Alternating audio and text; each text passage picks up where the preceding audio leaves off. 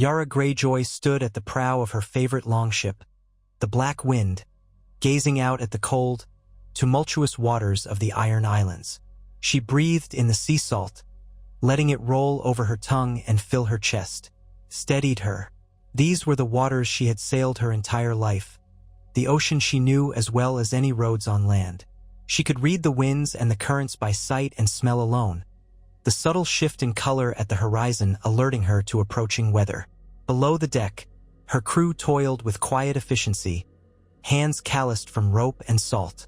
They were the best of the Iron Islands, handpicked by her over the course of many voyages, loyal not to the Greyjoy name alone but to Yara as a captain they respected and followed. She cast her mind back to Pike, where the dark halls and the weeping towers offered little comfort. It had been only a handful of days since the King's Moot, that ancient custom of the Ironborn to select their ruler by the salt breeze and the favor of the drowned god. All her life, Yara had believed in claiming power by might and the respect one commanded, not by inheritance alone. She had stood before them, fellow captains, Ironborn lords, all of them formidable in their own right, and declared her intention to lead. Some had been receptive to her fierce determination, to the promise of a new, bolder age for the Iron Islands. Others looked on her with skepticism or outright scorn, preferring the brutish swagger of Euron, her uncle, a man notorious for cunning treachery and rumored sorcery from far-flung lands.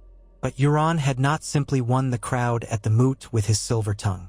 He had mocked her, belittled her, promised the Ironborn wealth beyond their dreams, talked of dragons and alliances that would bring them more plunder and glory than ever before. She had felt the sway in the crowd, as if their hearts followed the tide he conjured with words. She had felt her dream slip away, her dream to lead the Ironborn back to a more honorable path, or at least a more self-sufficient one. Euron had stolen the show. He had crowned himself with the driftwood crown, and Yara had been forced to flee with Theon by her side, snatching up whatever loyal ships and men she could. She had fled not out of cowardice, but out of necessity. Standing on the prow now, hearing the timbers creak under the strain of the brisk wind, she allowed herself to remember the bitter disappointment. Fueled her. She could not simply sail away, a beaten daughter of Balon Greyjoy, content to let her uncle reign while she drifted powerless. The Iron Islands and their ships were in her blood, and so she'd made a plan. If the Ironborn truly wanted Euron because of his grand promises, she would show them a reality even more enticing. If they didn't see reason, she would bring them to heel by force. She would not let Euron rule, not after what he'd done to her family. The time had come. She had turned her prow not toward distant Essos or toward a foreign alliance, but back toward the Iron Islands. Sneaking in under the cloak of night, she had set her trap. Her spies, her watchers, her men still loyal to her, had reported back. Euron was on Pike, complacent in his so-called victory, consolidating the fleets in the harbors. A power-hungry man like that would not expect her to return so soon. In his mind, she was on the run, an exile trying to hide from his wrath. But Yara was made of salt and iron. She would not cower in the shadows while Euron sat on her father's seat. She felt the jolt of the ship as a gust of wind caught her sails. At her back, she sensed Theon's presence. There had been a time she nearly gave up on him, the brother who had become so broken. But he had made it onto the ship with her, guided by some flicker of courage or loyalty left in his battered heart. She had forgiven him, if only because she saw how badly he had been shattered by Ramsay Bolton. She knew it wasn't Theon's fault alone that he'd lost himself, and he had chosen to follow her. Maybe Theon was unsteady now, but he was hers, and she would protect him as best she could. The Ironborn mocked him still, once a ward of Winterfell, then a prince of Pike, then a mutilated thrall. But Yara never truly turned her back on him. He was still a Greyjoy, and family was what remained when all else sank into the sea. The first step of her plan took shape under the midnight sky, when her small fleet of loyal ships crept into one of the lesser-known harbors on Harlaw. In that secrecy, she had mustered those lords and captains who despised Euron's tyranny. Some had lost family members to Euron's raids or had cause to distrust him for the rumored kinslaying. Euron had pushed Balon from a bridge in the dead of night, Yara believed it, though she had no proof but the prickling of her instincts. She had gleaned enough from Euron's smirk to know he was guilty as sin. Now, in the glow of torches and starlight, these quiet dissenters came aboard, bringing news that Euron planned to set sail within a fortnight, perhaps to sail east in search of that rumored alliance with Daenerys Targaryen or to find other exotic treasures. The time to strike was now, before the Iron Fleet was scattered across the known world on Euron's wild hunts. Yara's plan was daunting but straightforward. Gather her small but loyal force, slip into Pike's Harbor by cover of darkness, and corner Euron in the castle or on the ships, wherever they found him. Euron's men were fierce, but not all of them were unwavering in their loyalty. Some only followed him because they believed he was unstoppable. Yara intended to prove he was not. The nights ticked by, each day bringing the dreadful sense of rising tension. She readied her weapons, axes and swords, crossbows, and a few scorpions that could be mounted on deck. She ensured her men were prepared to face anything. A pitched naval battle, a siege on the castle, or a chaotic brawl on the docks. When the night of the attack came, it was moonless, the sky a deep black tapestry dotted with meager stars that gave no comfort. The waves lapped softly against the piers of Pike's main harbor. Silence clung to the damp wood. Euron's sentries had grown lax. Perhaps they thought no one was foolish enough to challenge the newly minted king of the Iron Islands in his seat of power. Yara's ships glided in, sails furled to minimize noise, men rowing in perfect synchronicity to avoid drawing attention. The tension was like a living thing in the salted air. They came abreast of the great warships Euron had claimed for himself, a row of black silhouettes anchored near the deeper waters. Light flickered from a few lanterns on deck, but otherwise the harbor was quiet. Yara had no illusions this would remain so. The moment the alarm went up, she would have to fight not only Euron's men on the ships but also those in the fortress above. Still, she pressed on. Her rowers slid her flagship alongside the first of Euron's war galleys. Then came the first clash of steel. Yara's men swarmed up the anchor chains and over the rails, felling the half-drunk night watch. Shouts rang out, and the wind carried them across the dark water. Another ship in her fleet did the same, boarding a second of Euron's vessels. The silence was shattered. Lanterns lit up across the harbor. Yara could hear the hollow clang of a warning bell in the distance. She ascended to the deck of Euron's prized ship, Night's Terror, cutting down one guard with a swift slice of her axe. She felt no remorse. To reclaim the Iron Fleet, she would kill anyone who stood in her way. As expected, some of the men on these ships hesitated, uncertain where their true loyalty lay. Was it with Euron, the newly crowned king, or Yara, the woman who had proven her skill at sea time and again? She bared her teeth, letting out a rallying cry that cut through the din. When she roared, "I am Yara Greyjoy, daughter of Balon, rightful heir to the Seastone chair," a handful of the men threw down their weapons. They knelt or stepped aside. Others resisted, fighting with the frenetic desperation of cornered beasts. But Yara's men were focused, disciplined. This was not the frenzied raiding that Ironborn usually reveled in. It was a precise operation meant to take back what she deemed rightfully hers. Before long, the harbor was aflame with torches and the screams of the wounded. Theon, wearing a determined grimace, had led a small group along the docks, cutting off reinforcements from land. Yara saw him out of the corner of her eye, the flickering torchlight revealing the strain in his posture. Yet he was there, blade in hand, fighting for her, for them, for something more than just survival. They pressed onward, capturing ship after ship as Euron's men scrambled. Some tried to retreat, but found the path blocked or discovered the one or two smaller vessels in the harbor had been taken.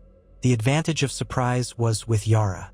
She knew once Euron himself appeared, everything would boil over.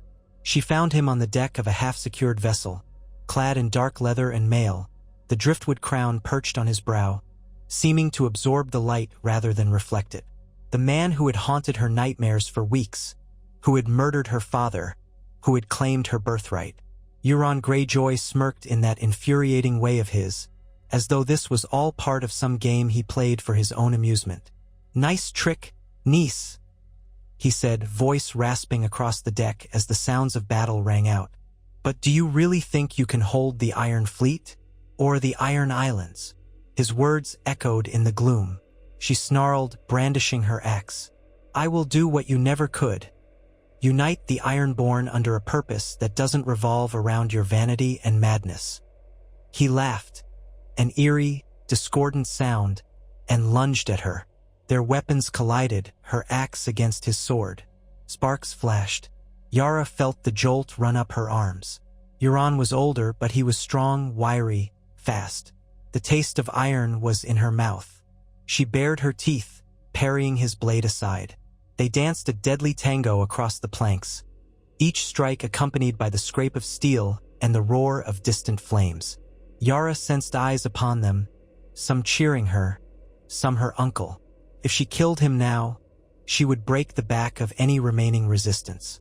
Yet Euron was no easy foe. He struck with enough ferocity to bruise her arms through her leathers. He had not earned his fearsome reputation through boast alone. Yara had fought many men, but Euron's cunning had a savage edge. His expression was wild, like a man enthralled by the chaos he inspired. He tried to shove her backward, aiming to force her over the side of the ship. She held her ground, leaning into the struggle, her boots scraping the wet deck. In that moment, Theon appeared out of the shadows behind Euron. For an instant, Euron seemed to realize he was flanked, that his nephew had come up behind him. He whipped around, his sword lashing out, nicking Theon across the arm. A shout escaped Theon as he stumbled, but he stayed on his feet. That one moment of distraction was all Yara needed. She brought her axe around in a vicious blow, catching Euron in the side, cutting through leather and into flesh. Euron's laughter choked in his throat, replaced by a snarl of pain. He reeled, blood staining his side. She pressed forward, driving him to the ship's rail. He swung wildly, but she ducked under, hooking his leg with her foot and sending him crashing onto his back. She pressed the blade of her axe to his throat. For an instant, Euron locked gazes with her, silent, furious, his eyes brimming with a dark hatred. He opened his mouth, perhaps to spit a curse, but she ended him before he could speak. She put her full weight behind the axe, severing flesh and cutting his shout into a wet gurgle. She stood there, chest heaving, staring down at the corpse of Euron Greyjoy. For a moment, everything else vanished. The clangor of steel, the roaring of men, the crackle of flames. All that existed was her heart hammering in her ears, and the cold knowledge that she had ended the usurper, the kinslayer, the man who coveted everything she held dear. She raised her head, glancing around at the onlookers, some loyal to Euron, some loyal to her, some unsure. "Anyone else who wants to challenge me?" she called, letting her voice carry. The deck around them was slick with blood and seawater. The watchers did not move, did not dare speak. The old ways demand strength. I have proven mine. Bow, or I'll send you to the drowned god alongside my uncle. One by one they knelt. Many of the onlookers had once bent the knee to her father, Balon. Some had been swayed by Euron's boldness, but none of them were blind to the reality they had just witnessed. Yara had bested him in single combat, a rightful challenge for leadership. By Ironborn tradition, that was enough for many of them. The rest would fall in line or be cast aside. Such was life on the islands. By dawn, the harbor was hers. In a thunderous display, Yara's banner was raised above the captured ships. Theon stood at her side, wearing a bandage over the gash Euron had given him. She placed a hand on his shoulder, and he nodded, eyes locked on the horizon where the sun was breaking in fiery oranges and pinks. Behind them, the fleet was battered but intact.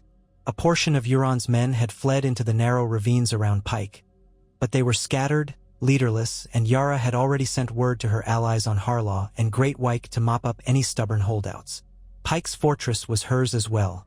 She claimed her father's seat, though she felt no satisfaction roaming those windswept halls. Still, it was hers to do with as she pleased. She knew the next step in her newfound power was forging alliances. Euron had boasted of traveling to find Daenerys Targaryen, of bringing dragons to the Iron Islands. A wild, grandiose dream, but Yara was not looking east. She turned her gaze north to the Starks. After all, Theon had once been a ward there, though that had been a fraught arrangement. Now, the North was engaged in a dire struggle against the rising dead. Rumors whispered from the wall. Sansa Stark, the Lady of Winterfell, was rumored to have reclaimed her home from the Boltons. Jon Snow, who had been Lord Commander of the Night's Watch, was said to be king in the north. The lines of leadership in that region were in flux, a swirl of chaos and alliances. Yara did not pretend she understood all of it, but she knew that a war far greater than anything the Ironborn had faced was coming. She also knew the Iron Islands could not isolate themselves any longer if they wanted to survive the world that was shaping around them. Yara's father had waged war against the North once, a disastrous endeavor that ended with Theon's capture and Balon's forced submission. She remembered well the harshness of the North's retribution. But times changed, and so did alliances. If she could bring the Iron Fleet in support of the Starks, perhaps they would see the value in forging a new bond. A bond that might protect the Ironborn from the devastation of a war that might engulf all Westeros. It was a gamble, but in these uncertain days, everything was. She convened a gathering of her captains in the feasting hall at Pike. The wind rattled the shutters. The long wooden table was piled with fish and crusty bread, enough ale and mead to fill each captain's cup. They came still stinking of brine and blood, exhausted from the battle, but exultant. Many wore fresh wounds, bandaged arms and stitched gashes, but they wore them proudly, tokens of the night's victory. Yara presided at the head of the table, while Theon lingered nearby, sometimes speaking quietly to those who questioned her plan. Euron promised the Ironborn a new age, she said, her voice echoing in the chamber.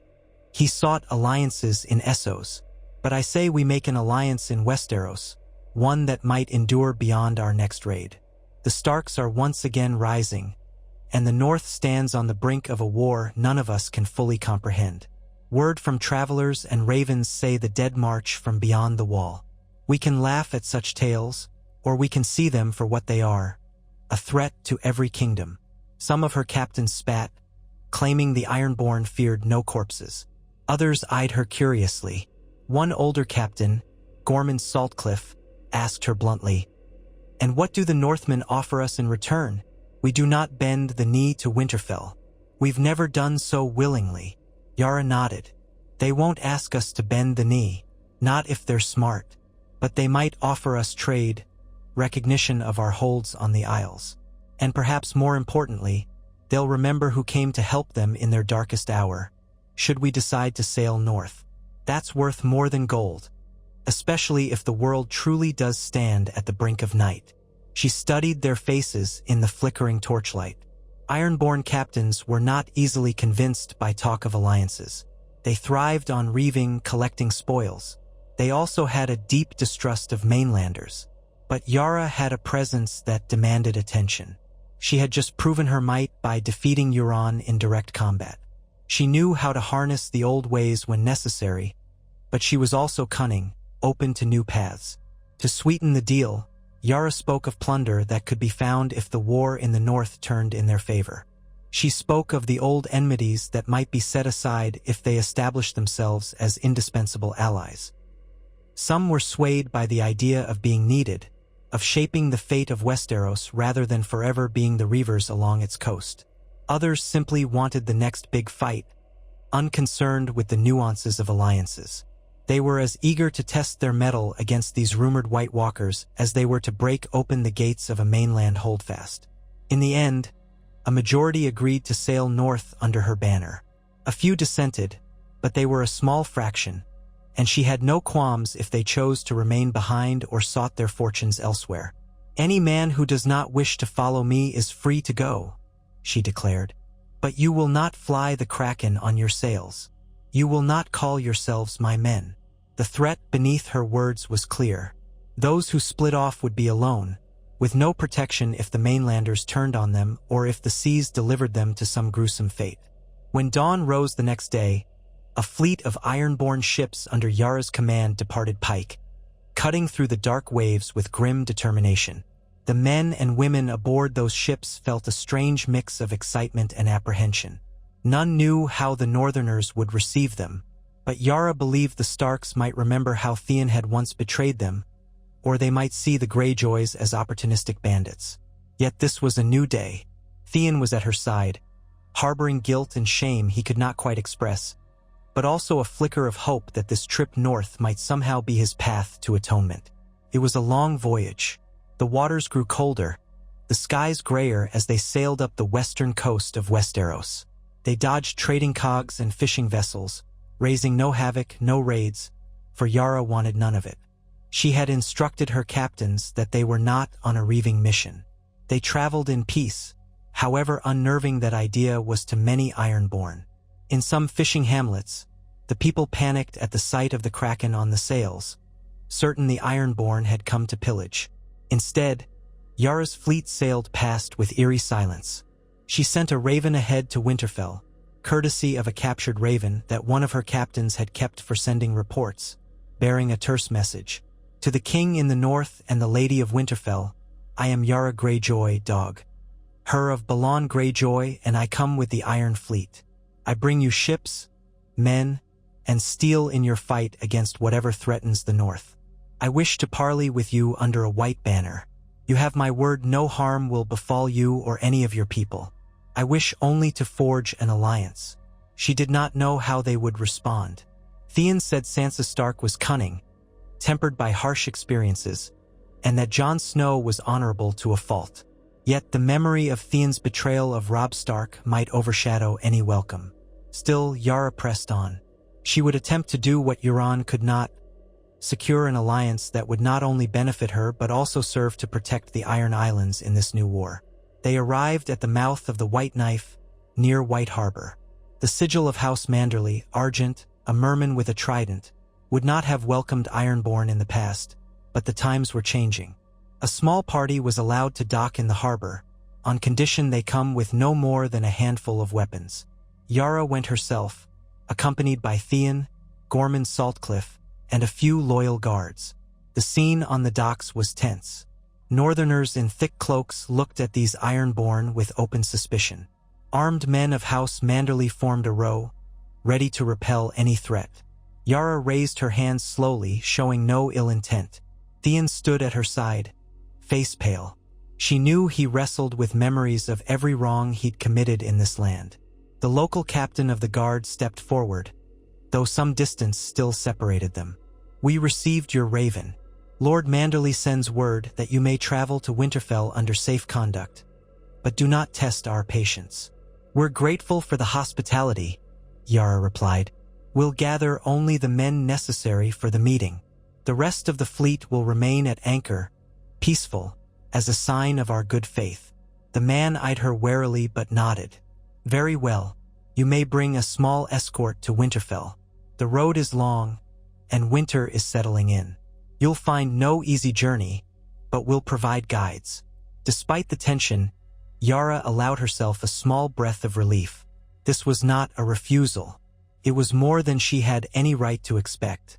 She selected a retinue of about 20, including Theon and a couple of her fiercest captains to show she meant business but not to present an overwhelming threat.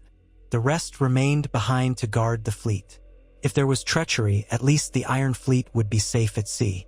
House Manderly's guides led them northward along the King's Road. The chill seeped into Yara's bones, and the gloom of the north's short days and long nights pressed down on her. Still, she admired the quiet beauty of snow-laden forests, the crisp hush that fell over the land at dusk. The Iron Islands were bleak and cold in their own way, but this was different. An expanse that felt ancient, brooding, and unyielding. They passed through villages, small holds, sometimes glimpsing stony-faced northerners who did not wave nor smile, but neither did they spit curses. Once or twice, a small child or farmer recognized Theon with a start, calling him by name. Some called him Kinslayer, Castle Stealer. Others simply stared, uncertain, as if confronted by a ghost. Theon walked on in silence, carrying the burden of his past. Yara let no insult go unchallenged, giving a fierce glare or a cautionary word if someone grew hostile. But the journey continued without bloodshed. The guides seemed relieved by her restraint, and Yara knew her men chafed, but obeyed. They approached Winterfell in the pale morning light. Even from a distance, Yara could see repairs were still underway. The walls had been damaged, the courtyard bearing signs of recent conflict. The snow and ice clung to every surface, giving the castle an austere majesty. As they passed through the gates, Yara saw the Stark banner, a gray direwolf on a field of white, fluttering in the breeze. Guards inspected them thoroughly, collecting their weapons. Yara submitted her axe and dagger. Theon gave up his sword. She had a blade hidden in her boot, but she was certain they assumed as much. It would do her little good if an army of northerners turned on them anyway. They were led through corridors of stone warmed by steaming pipes beneath the floors, a wonder to Yara, who had rarely set foot in such a large keep, especially one warmed in such a manner. Eventually, they were escorted into a great hall that bore traces of new construction.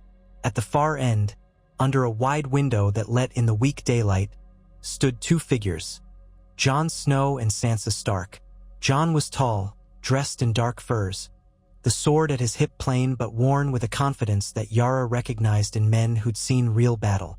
His eyes were gray and cool, assessing. Sansa wore a gown of thick fabric, her red hair braided over one shoulder, her face pale but composed. Theon exhaled shakily at the sight of her. Yara noticed the flicker of pain in Sansa's expression, as if ghosts from her past had come back to haunt her. Around them stood northern lords and ladies, among them Brienne of Tarth, who Yara recognized by reputation, and Davos Seaworth, whose keen gaze never left the Ironborn party. Jon spoke first. "You say you've come to help the North. A Greyjoy has made such promises before, and it ended in treachery. Why should we trust you?" Yara inclined her head. "Because I've done what no one else in my family could. I ended Euron Greyjoy and claimed the Iron Fleet. I have the loyalty of the Ironborn, and I bring every ship I command to aid you in your war. Whatever threat lies beyond the wall concerns us all. I'll not pretend I come as a friend without cause, but we have an enemy in common if the tales are true." Sansa's voice was quiet yet firm. "And why should the North rely on the Iron Islands? Your people have raided our coasts and killed our folk. How do we know you won't turn on us the moment it suits you?" Yara met her gaze. "Because there's no profit in turning on you. If the horrors beyond the wall are as dire as rumor says, then we all need each other. The Iron Islands can offer you ships, transport, blockades, whatever you need. We can harry enemies from the sea. And when this war is won, if it's won, I expect the North will remember who stood beside them." She paused.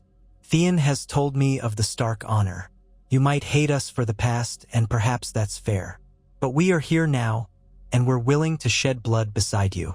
Will you turn us away?" Jon glanced at Theon. There was a complicated swirl in his expression. Anger, betrayal, pity, recognition. Finally, he nodded slightly, as if acknowledging Theon's presence. Then he asked Yara, "What do you want in return?" "Independence for the Iron Islands," Yara replied without hesitation. "We are an old kingdom. If the North is to be free of Southern rule, then we want the same. A free North, a free Iron Islands. That's my price." Sansa and Jon exchanged a look. Some of the northern lords muttered among themselves. Finally, Jon said, "We aim to defend the North against the greatest threat humanity has ever known. And yes, we believe the North should be free. If we succeed, I will not oppose your independence, provided you do not raid northern coasts in the future." Yara thought of her own lords, how they might chafe under the agreement not to raid. But times were changing. There were new ways to earn riches, trade, alliances, mercenary work. She nodded. "Agreed. I'll keep my raiders off the North. I can't speak for every single outlaw, but I can vow that those loyal to me will abide by these terms." Sansa looked at Theon then. "And you? Will you abide by these terms? You've broken oaths before." Theon stepped forward, swallowing hard. "I've made mistakes I can never atone for, my lady. I took your home. I drove your brothers from Winterfell. I His voice cracked. He bowed his head. "There's nothing I can say to excuse my crimes, but I'll fight for you now. I'll stand against these White Walkers. I swear it, by the old gods and the new." A hush settled on the room. No one spoke. Sansa's gaze flickered with a blend of sorrow and anger that only time could heal, if it ever did. After a tense moment, she said, "We will see if your actions match your words." Jon cleared his throat, drawing the attention of all. "Very well. We accept your offer of aid, Yara Greyjoy. The Iron Fleet is welcome in our war. We have a long road ahead of us. The enemy marches south even now, and we have precious little time to prepare." He cast a glance around the hall. "Send ravens to all our banners. Let them know the Ironborn have joined our cause. We will stand together against the Night King and his army." That night, Yara and her retinue were given rooms within Winterfell's walls, warm chambers that seemed a luxury compared to the drafty towers of Pike. The castle staff eyed them warily, but obeyed Lady Sansa's orders to provide them with food and drink. Yara felt the fatigue of her journey weighing on her, but she also felt a jolt of anticipation. This alliance was sealed in words, but words alone would not guarantee acceptance from all the Northern Lords. She expected suspicion, maybe outright hostility. Some might see the Ironborn as convenient fodder for the battlefield. Still, it was a start. The days to come were filled with preparations. Yara spoke with Jon and Sansa, Davos Seaworth, and other northern leaders about strategy. She recommended that some of her ships sail around to the eastern coast and block off any potential incursion from sea, though White Walkers were unlikely to approach by ship. More importantly, she could transport troops and supplies along the coastline far faster than they could march overland. With winter deepening, the roads were treacherous, and the sea might be their best route to ferry reinforcements. Jon agreed that a portion of the fleet might be positioned near Eastwatch by the Sea, the Night's Watch castle that guarded the eastern end of the wall. If the wall were breached, and rumors suggested it might be, given the Night King's power, then an immediate naval retreat or evacuation could save thousands of lives. Yara found herself marveling at the scope of the threat. She'd raided coasts, fought men with swords and shields, but never had she imagined fighting the dead. Yet she saw the grim determination in Jon Snow's eyes, and she believed. In the following weeks, the Iron Fleet settled into a tenuous alliance with the North. Groups of Ironborn mingled with Northern soldiers, sharing cold camps and patrolling the roads. Tensions were inevitable. Fights broke out occasionally when old insults were dredged up or when a drunken Ironborn boasted too loudly of having sacked a northern village in years past. But Yara tried her best to keep discipline among her captains, and Jon enforced order among his lords.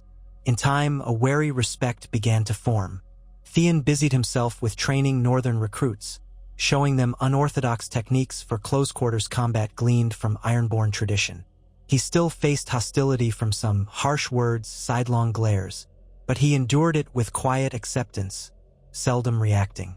Now and then, Sansa or Arya Stark would watch him with cool, unreadable expressions, and Theon would lower his head, uncertain if they might ever see him as anything but a traitor. At last came the day when the ravens arrived bearing the worst news. The Night King had breached Eastwatch, the wall shattered by some unholy magic. The army of the dead was marching south. The North's time had run out. The war was here. Jon Snow called a council in the Great Hall, where the lords and allies gathered. He stood at the head of a large table spread with maps. Yara stood on one side, Theon at her shoulder. Sansa and Arya stood on Jon's other side, while men like Davos Seaworth, Brienne of Tarth, and the various northern lords fanned out. The hall was grim, lit by torches and thick candles that dripped hot wax onto the stone floor. "We have reports that the dead are moving in force," Jon began. "We lost contact with Eastwatch. They're likely overrun. Tormund and Beric Dondarrion might have escaped, but we can't be certain." Sansa's voice was steel. "How long until they reach Winterfell?" Jon shook his head. "At their pace, a week, maybe less. They don't tire, and the winter storms are no barrier to them. We must prepare the defense now. Everyone who can fight will. Those who cannot fight will be moved south." He looked to Yara. Your fleet is critical. We can evacuate civilians by sea if the situation becomes too dire. We need your help ferrying them away from White Harbor and along the coast. We also need supplies brought in quickly from any southern ports still open to us. We can't hold out long if we run out of food. Yara nodded. We'll set sail immediately to coordinate. My captains are standing by. We can carry thousands if we must. She studied the map, tracing the coastline. If the dead come near the eastern shores, we can disrupt them with ship-based archers. Though I'm not sure what good arrows are against whites. Arya spoke up, her voice calm but holding an undercurrent of urgency. Dragonglass works. Valyrian steel, too. We have some, but not enough. We'll focus on forging more dragonglass weapons. Your archers could be outfitted with dragonglass arrowheads if we have enough time to craft them. Time. A precious commodity that felt like sand slipping through their fingers. The council ended swiftly. All knew what needed to be done. Yara and her men rushed to White Harbor, preparing the ships to transport supplies, forging alliances with local merchants, and gathering whatever meager stores could be spared. The northern lords gathered their armies, calling every able-bodied man and woman to Winterfell's defense. The trickle of refugees had already begun. Families fleeing from villages further north, terror in their eyes. Day by day, the specter of the army of the dead loomed. Scouts returned with tales of entire villages annihilated. The inhabitants turned into whites. A hush fell over White Harbor when the first major wave of refugees arrived, battered and numb with horror.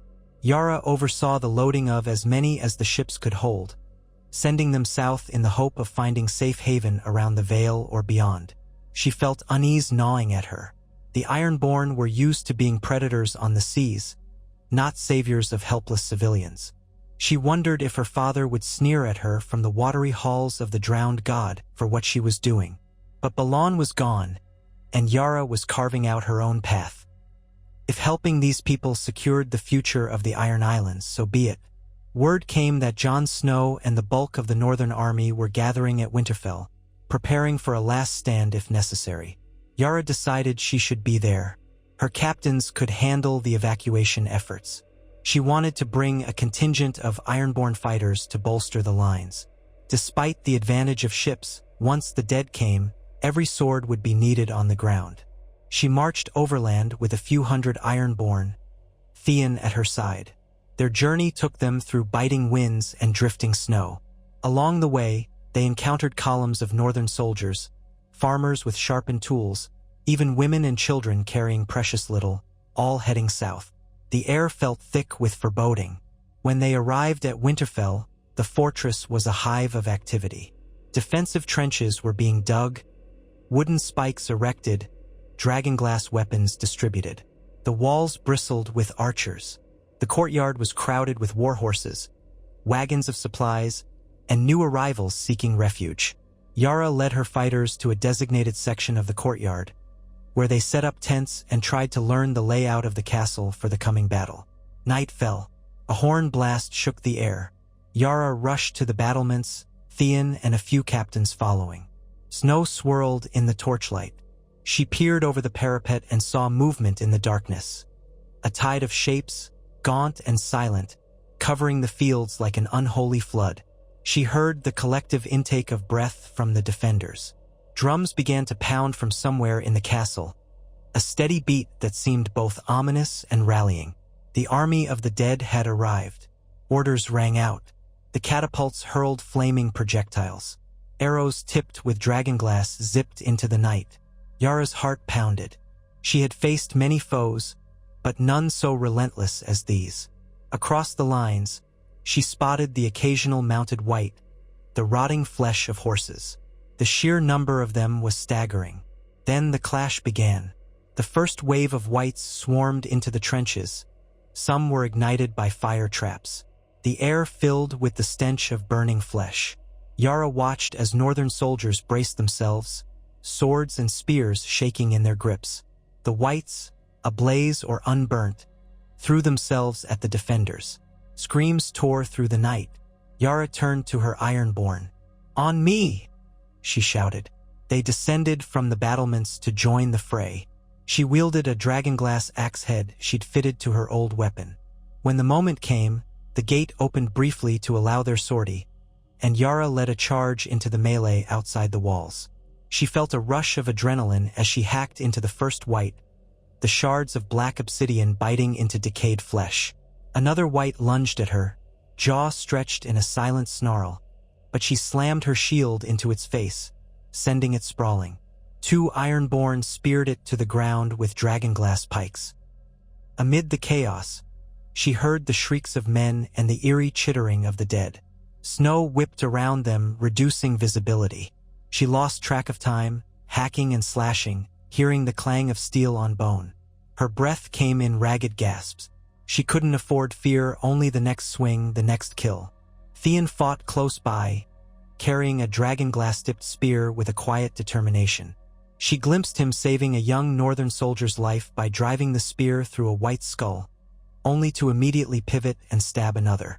Yara felt a surge of pride at his courage. The living retreated behind the walls in an orderly fallback, the gate opening and closing to let them through in small bands. Yara covered the retreat, felling more wights, ignoring the burning in her arms. When the horns sounded for a full withdrawal, she and her Ironborn sprinted back. She felt the hot breath of death at her heels. Once inside, the portcullis slammed down. The wights, mindless, threw themselves against the gate, howling without voices. Archers above rained arrows upon them, thinning their ranks but never enough. The night stretched on, a nightmare of waves of undead scaling the walls or breaking through weak points. The defenders shifted lines again and again, fighting in courtyards, in corridors. For hours, Winterfell was a battlefield of horrors. Yara lost track of how many times she swung her axe. Blood, black, rancid, or bright red, splattered the snow. The living were forced back from one wall, rallied at another. In the darkness, she thought she saw spectral shapes overhead. Ice dragons, perhaps. She did not have time to stare. The fight on the ground was all-consuming. Dawn broke, a pale gray light finding its way through the overcast sky. The fighting had not ceased.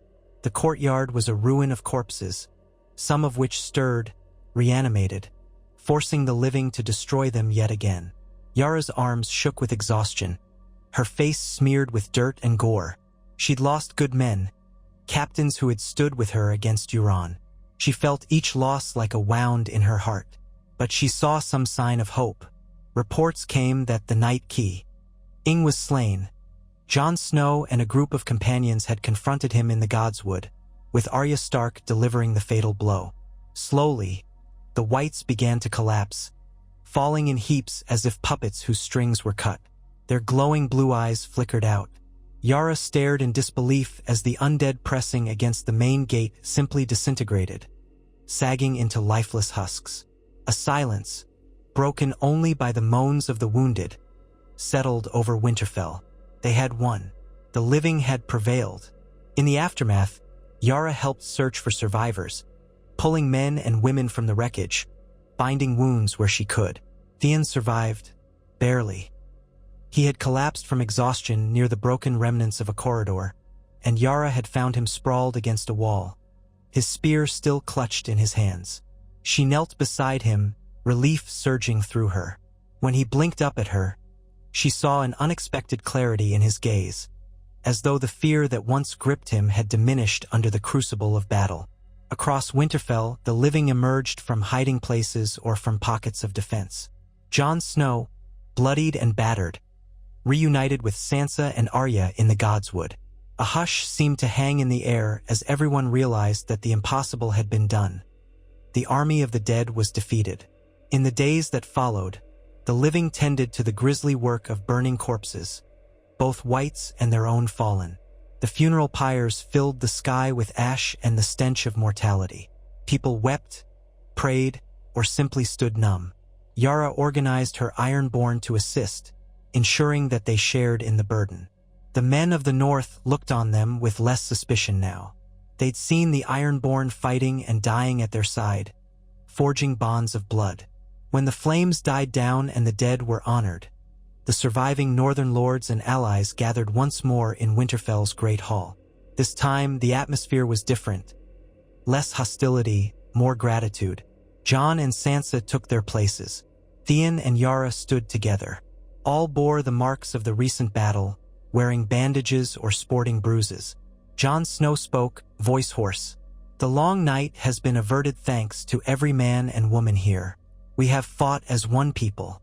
I cannot overstate my gratitude to all who joined this cause, especially to Yara Greyjoy and her Ironborn. Without their ships bringing in supplies, without their blades on the field, we might have been overrun." Some of the northern lords, men who once spat at the thought of trusting Ironborn, nodded solemnly. Lord Glover was among those who had initially refused to trust them, but even he could not deny the bravery displayed. Sansa cleared her throat. "Our alliance does not end here. The North will remember your valor, Yara Greyjoy." She glanced at Theon, who bowed his head slightly. "Theon, you have fought for our family, and for that we are thankful. We will not forget." She did not say she forgave everything. That would be too much. But the acceptance implied in her words was more than Theon had ever dared hope for. In the hush that followed, Yara took a step forward. Her shoulders straightened, though fatigue still weighed on her. "The Iron Islands stand with the North. We ask only that our independence be recognized, as was promised." Jon smiled faintly. "It will be. With the threat of the dead gone, we can look to shaping the future. You have my word, as king in the North." A murmur of agreement passed through the hall. Some might have reservations, but none could deny the bond forged on the battlefield. With the greatest threat defeated, there was a chance for a new order. The North might remain free, and the Iron Islands could follow suit, forging new pacts of trade and mutual respect instead of bloodshed. In the weeks and months that followed, Yara oversaw the return of her fleet to the Iron Islands, but this time not as outcasts or traitors. They returned as victors who had helped save Westeros from an unimaginable threat. The lords who had followed Yara found that the North was willing to open channels of commerce, furs for fish, iron for grain, and the first steps of a fragile peace took shape. The memory of centuries of raiding would not be erased overnight, but new generations might grow up without the same bitterness. Theon chose to remain in the North for a time, helping rebuild Winterfell and seeking some measure of atonement. Yara missed him, but she understood. He had lost so much in these halls, and maybe, just maybe, he could find some piece of himself here again. She made it clear he would always have a home in the Iron Islands if he wished. As for Yara, she traveled across the Isles, uniting the remaining captains under her rule. Some tested her, but few could deny the might she wielded or the victory she had shared with the North. The drowned priests might grumble about alliances with Greenlanders, but the Ironborn themselves appreciated the gold that now flowed through new trading routes. Slowly, a new chapter began for the Iron Islands, one that was not defined solely by reaving and war, but by the possibility of forging their own fate. For Yara Greyjoy, it was never about turning her back on the old ways entirely. She still believed in the Ironborn creed of "what is dead may never die." She still believed in the strength of the sea and the power of a well-sailed ship. But she saw a future where the Iron Islands might stand as equals in Westeros, not pariahs or sworn enemies. The War for the Dawn had shown how quickly mortal quarrels faded before an enemy that threatened all life. If the Seven Kingdoms could unite for that, then perhaps other differences could be bridged. On a cold morning months later, Yara stood at the shores of Pike, gazing out at the churning sea. The gulls called overhead, and the salt spray stung her cheeks. She thought of Euron's corpse, of the day she had seized the fleet and changed the destiny of her house. If she had not acted, the Ironborn might have been scattered or drawn into Euron's mad quest. They might have missed the chance to stand with the living in the final battle. Instead, they had carved their names into the annals of history. Behind her, workers hammered at new docks, strengthening the harbor for the anticipated trade that would come from the mainland. A few foreign ships already hovered in the waters, carrying goods from the Reach or the Riverlands. The banners of the Kraken fluttered in the stiff breeze, proclaiming to all that Yara Greyjoy was queen of these islands. She drew in a breath, letting the cold brine fill her lungs. She thought of the friends she had lost. She thought of Theon and his search for redemption, of Jon Snow and Sansa Stark, who had allowed the Ironborn to fight beside them.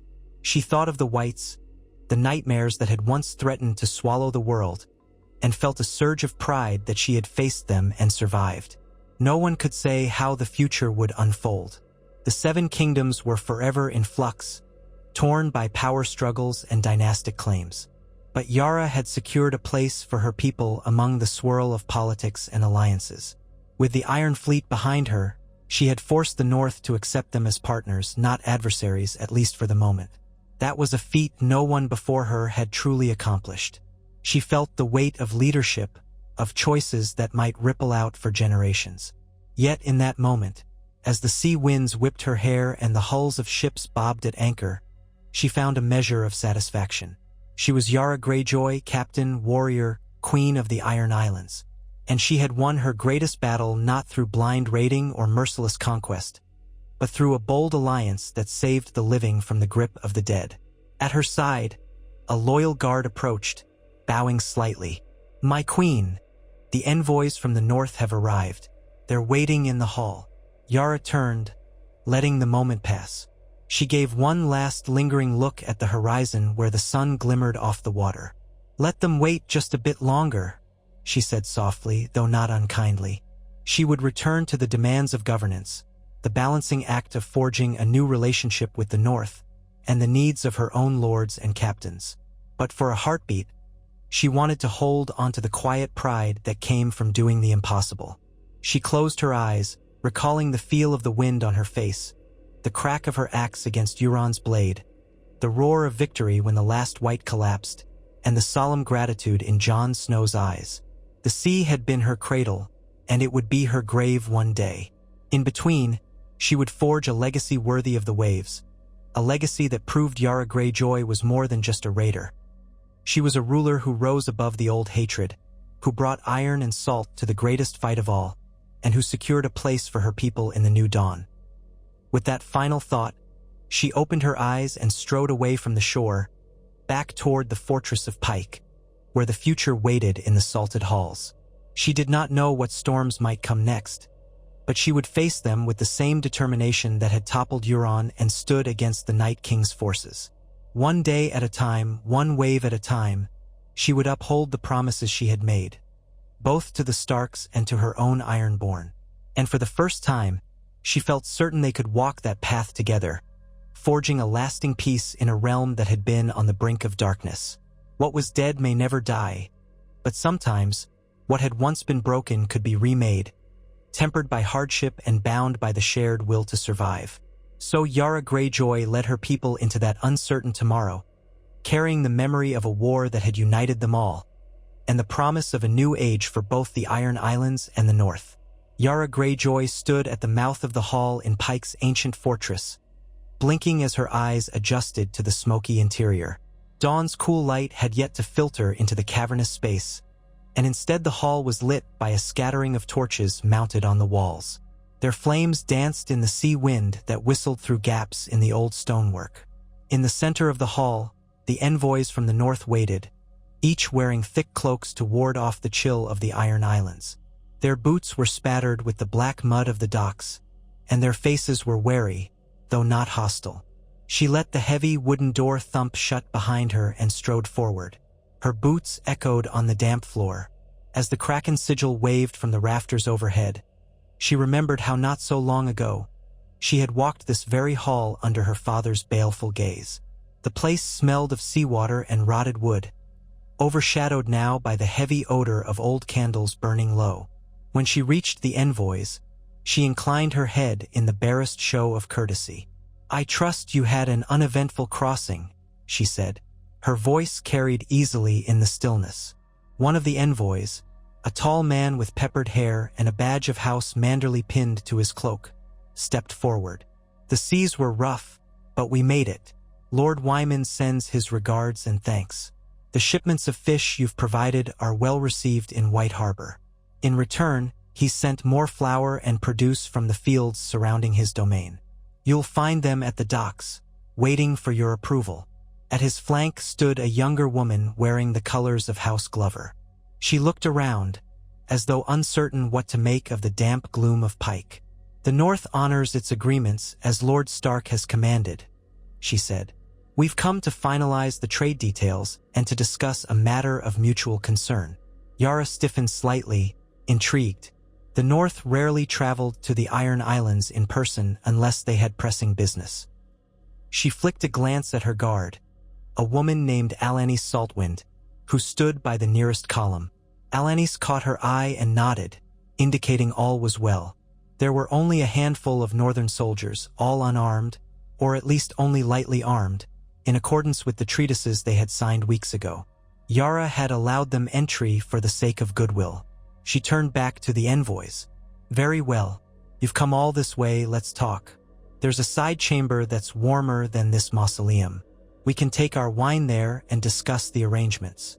The older man, Manderley's representative, inclined his head with respect. "Lead the way, Queen Yara." At that title, she gave no outward sign of her swelling pride, but her heart still kicked at it. She had been called Queen since the defeat of Euron, but hearing it spoken so freely by an envoy of the North felt like a victory in itself. With a curt gesture, she waved them along. They walked through a smaller arched doorway that opened onto a modest meeting room where a crackling fire burned in a stone hearth. The difference in temperature was immediate. 2 ironborn stewards stood by, ready with clay jugs of wine and a pitcher of fresh water. Rough-hewn chairs circled the hearth. Yara motioned for the envoys to sit, then took a seat herself opposite them. Alanis hovered by the entrance, watchful but discreet. With Euron gone and her own authority unchallenged within the Isles, Yara did not fear treachery as she once had. Still, the old ways died hard, and she preferred to keep a loyal guard nearby at all times. Once everyone settled, Yara reached for a cup and poured a measure of dark Dornish red. The flickering fire cast wavering shadows on the gray stone walls.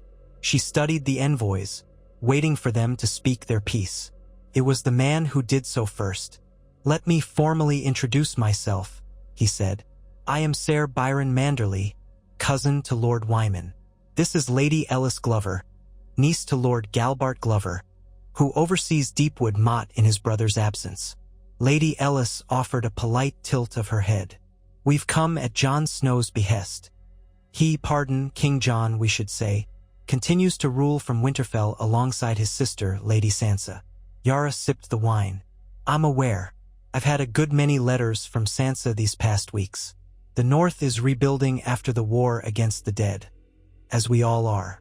So what brings you to Pike in person? If it's trade alone, you didn't need to come so far.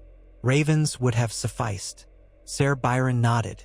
"Trade was the initial purpose, to cement the arrangement. But there is another matter that requires your counsel." He paused, choosing his words carefully. Lady Ellis spoke next.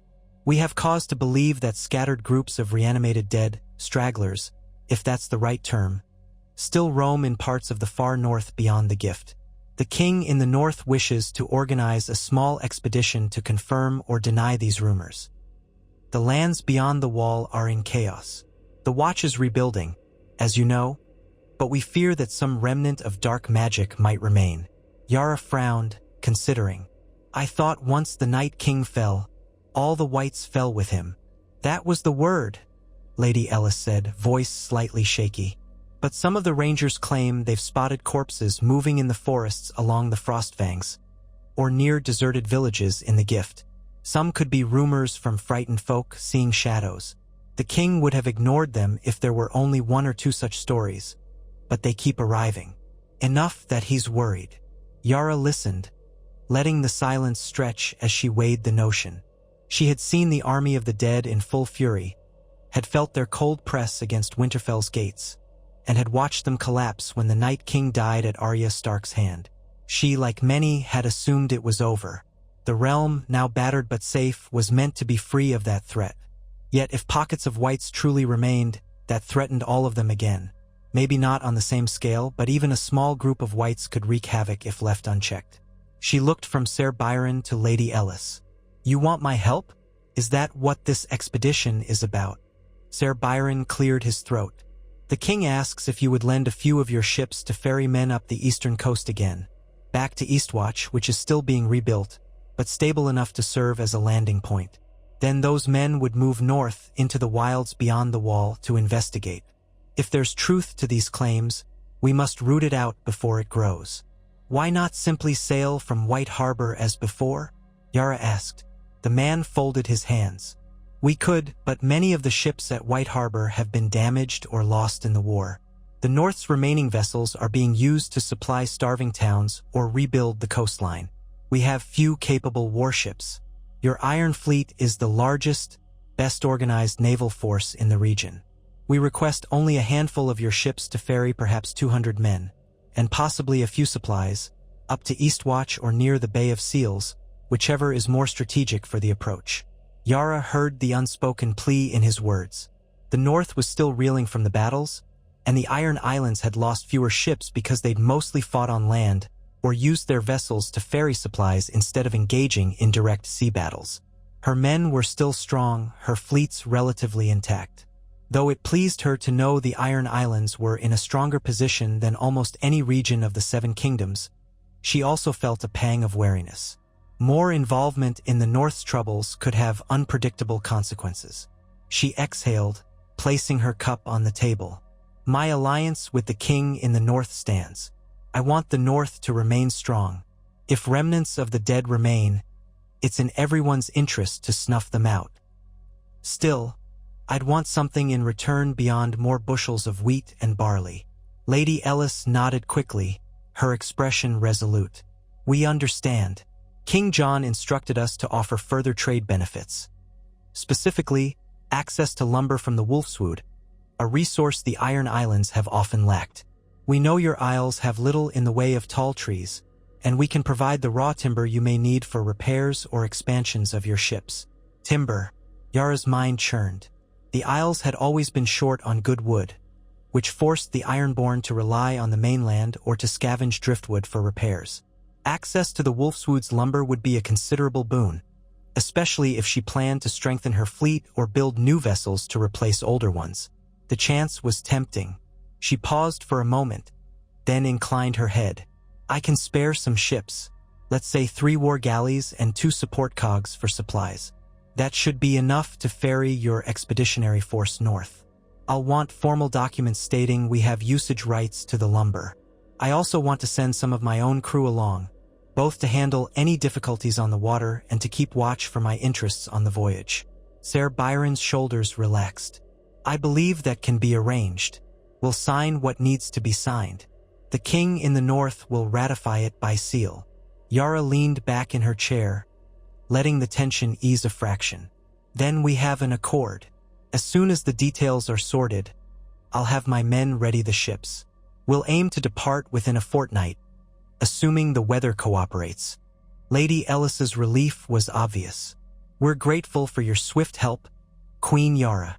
Yara arched a brow. You can spare me the flattery. If this is real, if the dead are still prowling anywhere, the last thing we need is to let them grow in number. My people have bled enough. I won't risk letting that threat simmer.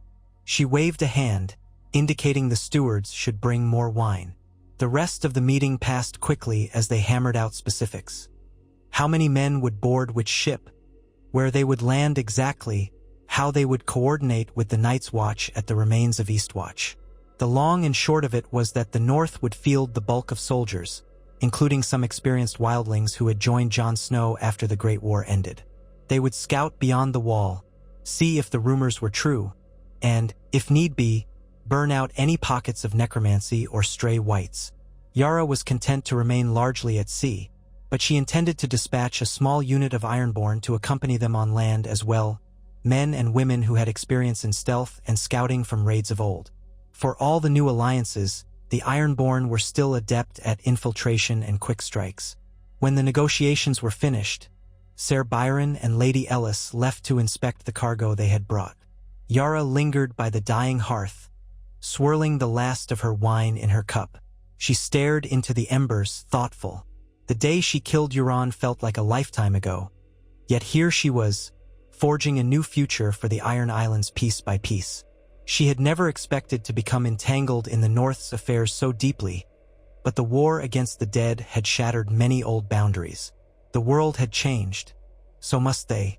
At length, she rose and stepped out into the corridor. A cold gust of sea air met her, pulling her hair back from her face. She paused to pull on a thicker cloak of black leather, then made her way through the winding corridors, past the great doors, and out onto Pike's courtyard. The courtyard was a patchwork of damp stone and puddles left by the relentless sea spray. Ironborn workers bustled about, rolling barrels of fish or salted meat, patching the ancient walls, or ferrying shipments from the docks below. Above, the sky was a dull slate, hinting at more rain. She spotted Alani's salt wind trailing behind her. The guard approached, her braided hair swaying, face set in a slight frown. "Should I muster the captains, my queen? If we're to dispatch a squadron, we'll need to see who's in port." "Aye," Yara said. "Pick the best. We're sailing north in less than 2 weeks. Also see if Gorman Saltcliffe is about. His men have proven reliable and I want them on this mission. Make sure everything is in order for the North's expedition." Alanis nodded and trotted off, her boots leaving wet prints in the uneven stones. Yara stood for a time, letting the spray coat her cheeks. A memory flickered of Theon, bound for Winterfell all those months ago, determined to make amends. She wondered how he was faring. He'd sent a few ravens detailing the reconstruction at Winterfell and how he was assisting in training new recruits for the guard, those too young to have fought in the long night but old enough to wield a spear now. She suspected he took to the task with quiet determination, all too aware of how people once spat his name. He still carried guilt like a cloak around his shoulders. She exhaled, pushing aside sentiment. She had her own tasks here. The realm was in flux. Although the greatest threat, the army of the dead, was gone, new threats could arise from men's ambitions just as easily as they ever had. Shaking her head, she turned and strode across the courtyard, heading for her solar to write up the official responses to Sansa Stark and Jon Snow. Days passed in a blur of preparations. Ravens went back and forth, carrying letters sealed with the Kraken for the first time in living memory. Yara assigned a few hundred Ironborn to the ships she would send north, both warriors and seasoned sailors. With them would travel soldiers of the north, some arriving by smaller coastal vessels to meet the war galleys anchored off Pike. Yara personally inspected the ships. The Black Wind, her personal flagship, the Iron Harrier, captained by Gorman Saltcliffe, and the Scythe, a newly refitted galley under the command of Yara's cousin Norland Greyjoy. 2 cogs, Puffin and Stormchaser, would carry supplies and non-combatants. When the northern soldiers arrived, the Iron Islands' usually quiet docks roared with new activity. Horses were led carefully down makeshift gangplanks, crates of dry rations were stacked high on the piers, and boisterous Ironborn jostled for space alongside grim northerners. Yara's watchers on the battlements reported that about 200 men and women had shown up, some wearing mismatched gear that reflected the North's patched armies. A few knights in battered plate, many in boiled leather, some wearing furs more suited to freezing winds. A small contingent of wildlings drew curious eyes, tall, broad men and women from beyond the wall, still uncertain about traveling in Neeler ships, but loyal to Jon Snow's cause. Yara went down to the docks to oversee the loading. There, she met with the leader of the expedition, a tall man with a gruff countenance who introduced himself as RYK Stormrunner, a half-wildling who had fought under Tormund Giantsbane during the war. He carried a long spear with a dragonglass tip and had braids in his beard reminiscent of free folk. By his side was a pale woman in black leathers, who introduced herself as Ser Ilyana Lake, a knight from a minor house near the Dreadfort. That they served together, that free folk and northern knights now mingled, was proof enough that times had truly changed. "We're ready," RYK told her, scanning the horizon with sharp gray eyes. "Spirits are high, but we know the dangers. If there's anything left of the dead up there, we'll snuff it out." Yara nodded. "I'll sail with you part of the way. I plan to break off before we reach Eastwatch. My duties are here, but I want to see you safely past the main shipping lanes and ensure the route is clear of storms or potential raiders. Then Gorman Saltcliffe will command the squadron." Ser Ilyana dipped her head in respect. "Thank you for the escort. The North is grateful, my queen." Yara studied them both. "You've got a tall task. Don't underestimate the land beyond the wall, even if the Great War's done. The cold alone can kill. Make sure your men know how to keep warm, especially when you're past Eastwatch." "We do," RYK replied, shrugging a fur-lined cloak into place. "We brought wildlings who know the territory and a few from the Watch who have been beyond the wall. We'll be cautious." Satisfied, Yara turned her gaze to the main harbor, where the tides were rising. "Very well. We sail on the evening tide, if the wind holds." She left them to prepare and crossed to where the black wind bobbed at the dock. Beneath the glare of a sun that fought to penetrate the Iron Island's perpetual overcast, she inspected the hull. It was newly tarred, the sail mended, its figurehead, a black kraken, gleaming with fresh paint. A sense of pride warmed her chest. This was her father's old ship, and she had claimed it for herself years ago. Sailing once again with a new purpose reminded her how far she had come since the days Balan spat at the idea of forging alliances with mainlanders. She boarded the vessel, greeted her first mate, and then climbed to the quarterdeck. Seabirds cried overhead. From that vantage point, she could see out across the harbor to the rocky shores of Pike. The old fortress loomed, hunched in the distance, battered by centuries of storm and salt. She savored the sight, inhaling the brine. She was about to leave her seat of power again, albeit briefly, to honor an alliance that would have been unthinkable not long ago. Yet she felt no reluctance. For better or worse, the Iron Islands were part of the great tapestry of Westeros now, no longer an isolated realm that thrived on raiding alone. That evening, under skies spitting intermittent rain, the squadron departed. The North soldiers, horses, and supplies were distributed among the 5 ships. Torches flickered along the docks in farewell as the vessels slipped out into the churning dark sea. Yara stood at the helm of the Black Wind, guiding her crew with crisp commands. The rowers pulled in steady rhythm. The sails caught the breeze, and soon Pike shrank behind them, its rocky silhouette disappearing into the gloom. For the first few days, the voyage was uneventful. The sea was choppy, the wind shifting from the north to the west, forcing them to tack often. Yara spent her time conferring with RYK Stormrunner about the best place to make landfall and exchanging signals with Gorman Saltcliffe on the Iron Harrier. The northern troops huddled in the holds, some seasick, some bored, a few enthralled by the novelty of traveling on iron-borne ships. Above deck, Yara's crew kept careful watch for pirates or brigands who might lurk along the western coast. Reports said that many Cell-Sail fleets had scattered after the Great War, but the seas were never truly safe. Each night, Yara walked the main deck, checking on her men and the northern passengers.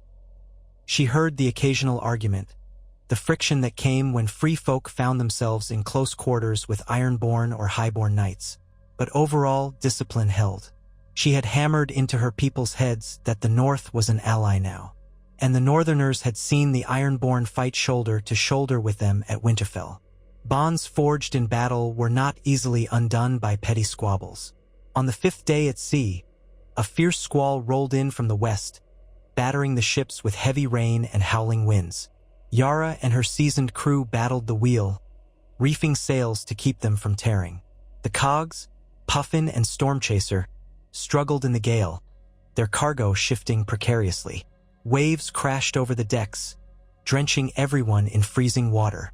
Night turned the storm into a black pit of chaos, with only flashes of lightning revealing the huddled shapes of their sister ships as they rose and fell in the troughs. Yara gritted her teeth, steering the Black Wind with all the skill gleaned from a lifetime at sea. Her first mate shouted above the gale, calling out the direction of the swells. In the rigging, men fought to keep ropes from snapping. She saw glimpses of the Iron Harrier off the starboard side, its lantern flickering. Once, she feared the scythe had been lost behind them, but a jagged bolt of lightning revealed its outline in the distance, still afloat. Water surged around the hull, threatening to swamp them, but iron-borne ships were built for rough seas, and the crew was well trained. The storm raged for hours, relentless, until near dawn it finally began to subside. By the time the skies lightened, the winds had died enough for them to regroup. Yara surveyed the damage. The mast on Puffin had cracked, though not fully splintered, and they had lost one rowboat to the sea. Several Ironborn bore bruises and cuts from being tossed about, and a handful of Northerners looked half-drowned. But no one was lost overboard, a small miracle. Yara thanked the drowned god under her breath, though she had never been especially pious. Some habits remained. They pressed on. Despite the storm, the ships managed to reach the Bay of Seals by the 7th day. The water here was calmer, though the cold bit sharply, hinting at the near-Arctic conditions further north. The plan was to land at Eastwatch by the sea, or where Eastwatch once stood. After the wall's partial destruction and subsequent attempts at repair, the area remained difficult to navigate, but scouts had reported that enough of the coastline had been cleared of ice to allow small landings. The watchtower had been partially rebuilt, though nowhere near its former glory. It served more as a fort for the Watch and wildlings who patrolled the region, ensuring no straggling threats remained. Shortly before midday, the black wind came within sight of the old wall's remains. Even from a distance, Yara could see the staggering devastation.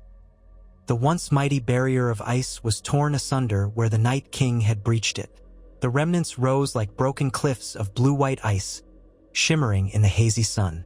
Eastwatch itself looked like a jagged ruin perched near the water, with a new wooden palisade in place of the shattered stone sections. A few black banners flapped in the wind, indicating the watch still held it. Yara gave the command to drop anchor in the shallows. The other ships followed suit, forming a loose arc. She climbed down to a waiting boat, accompanied by RYK Stormrunner, Ser Ilyana Lake, and a few of her own men. Rowers pulled them toward the icy shore, where a group of figures waited. The biting cold intensified the closer they got to the beach. It reminded Yara of the night at Winterfell, that desperate final stand against the dead. She shuddered inwardly.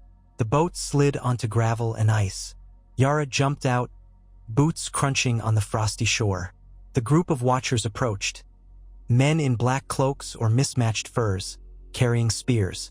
One stepped forward, a broad-shouldered figure with graying hair, wearing the insignia of the Night's Watch.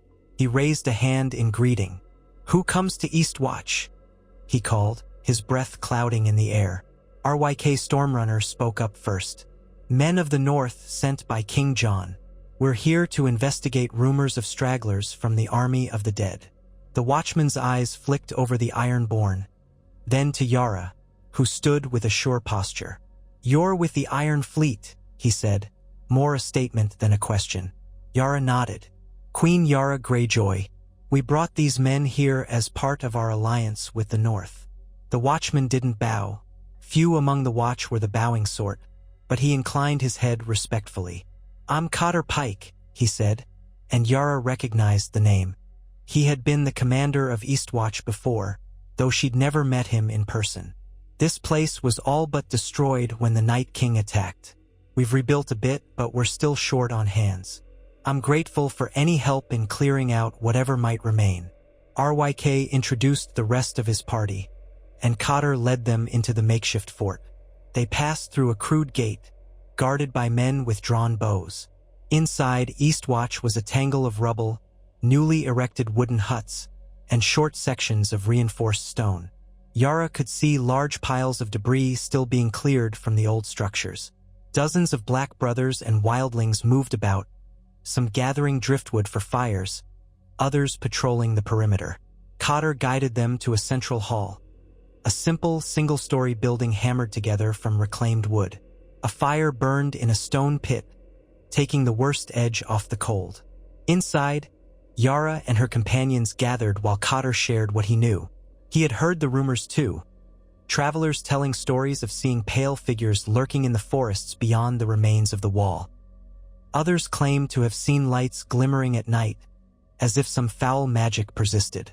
And once, a missing patrol had turned up dead, half covered in rime, with scratch marks on their bodies that suggested white attacks. "Never found anything conclusive," Cotter grumbled, rubbing his arms through his thick cloak. "But it's enough to keep us on edge." I don't know if these are actual whites left behind somehow, or if it's deserters playing a cruel trick, or if it's just the land being cursed. We've got too few men to conduct a full sweep. That's what we're here for, Ser Ilyana said. We'll scout beyond the breach and push deeper into the wilds. With any luck, we'll find nothing and come back with good news. Cotter grimaced. You might find the free folk settlements north of here are deserted, or near deserted.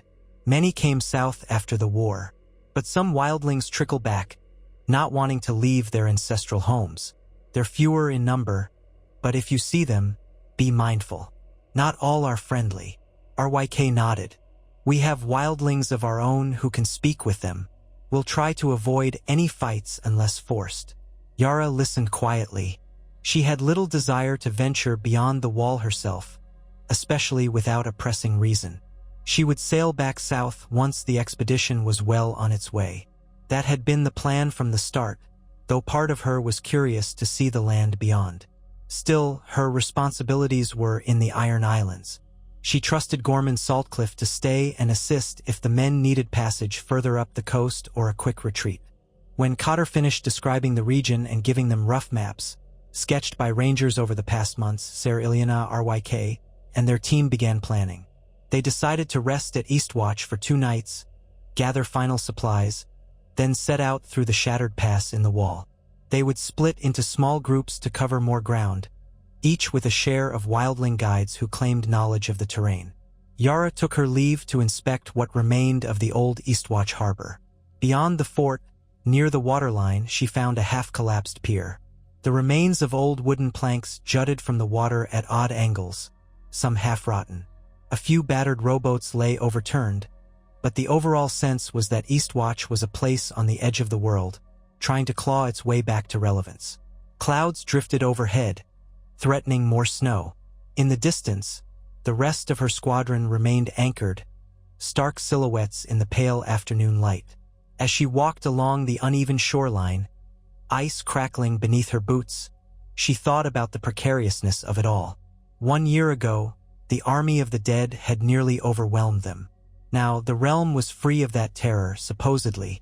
Yet here she stood, in the realm's most inhospitable corner, helping the North once again. Felt surreal.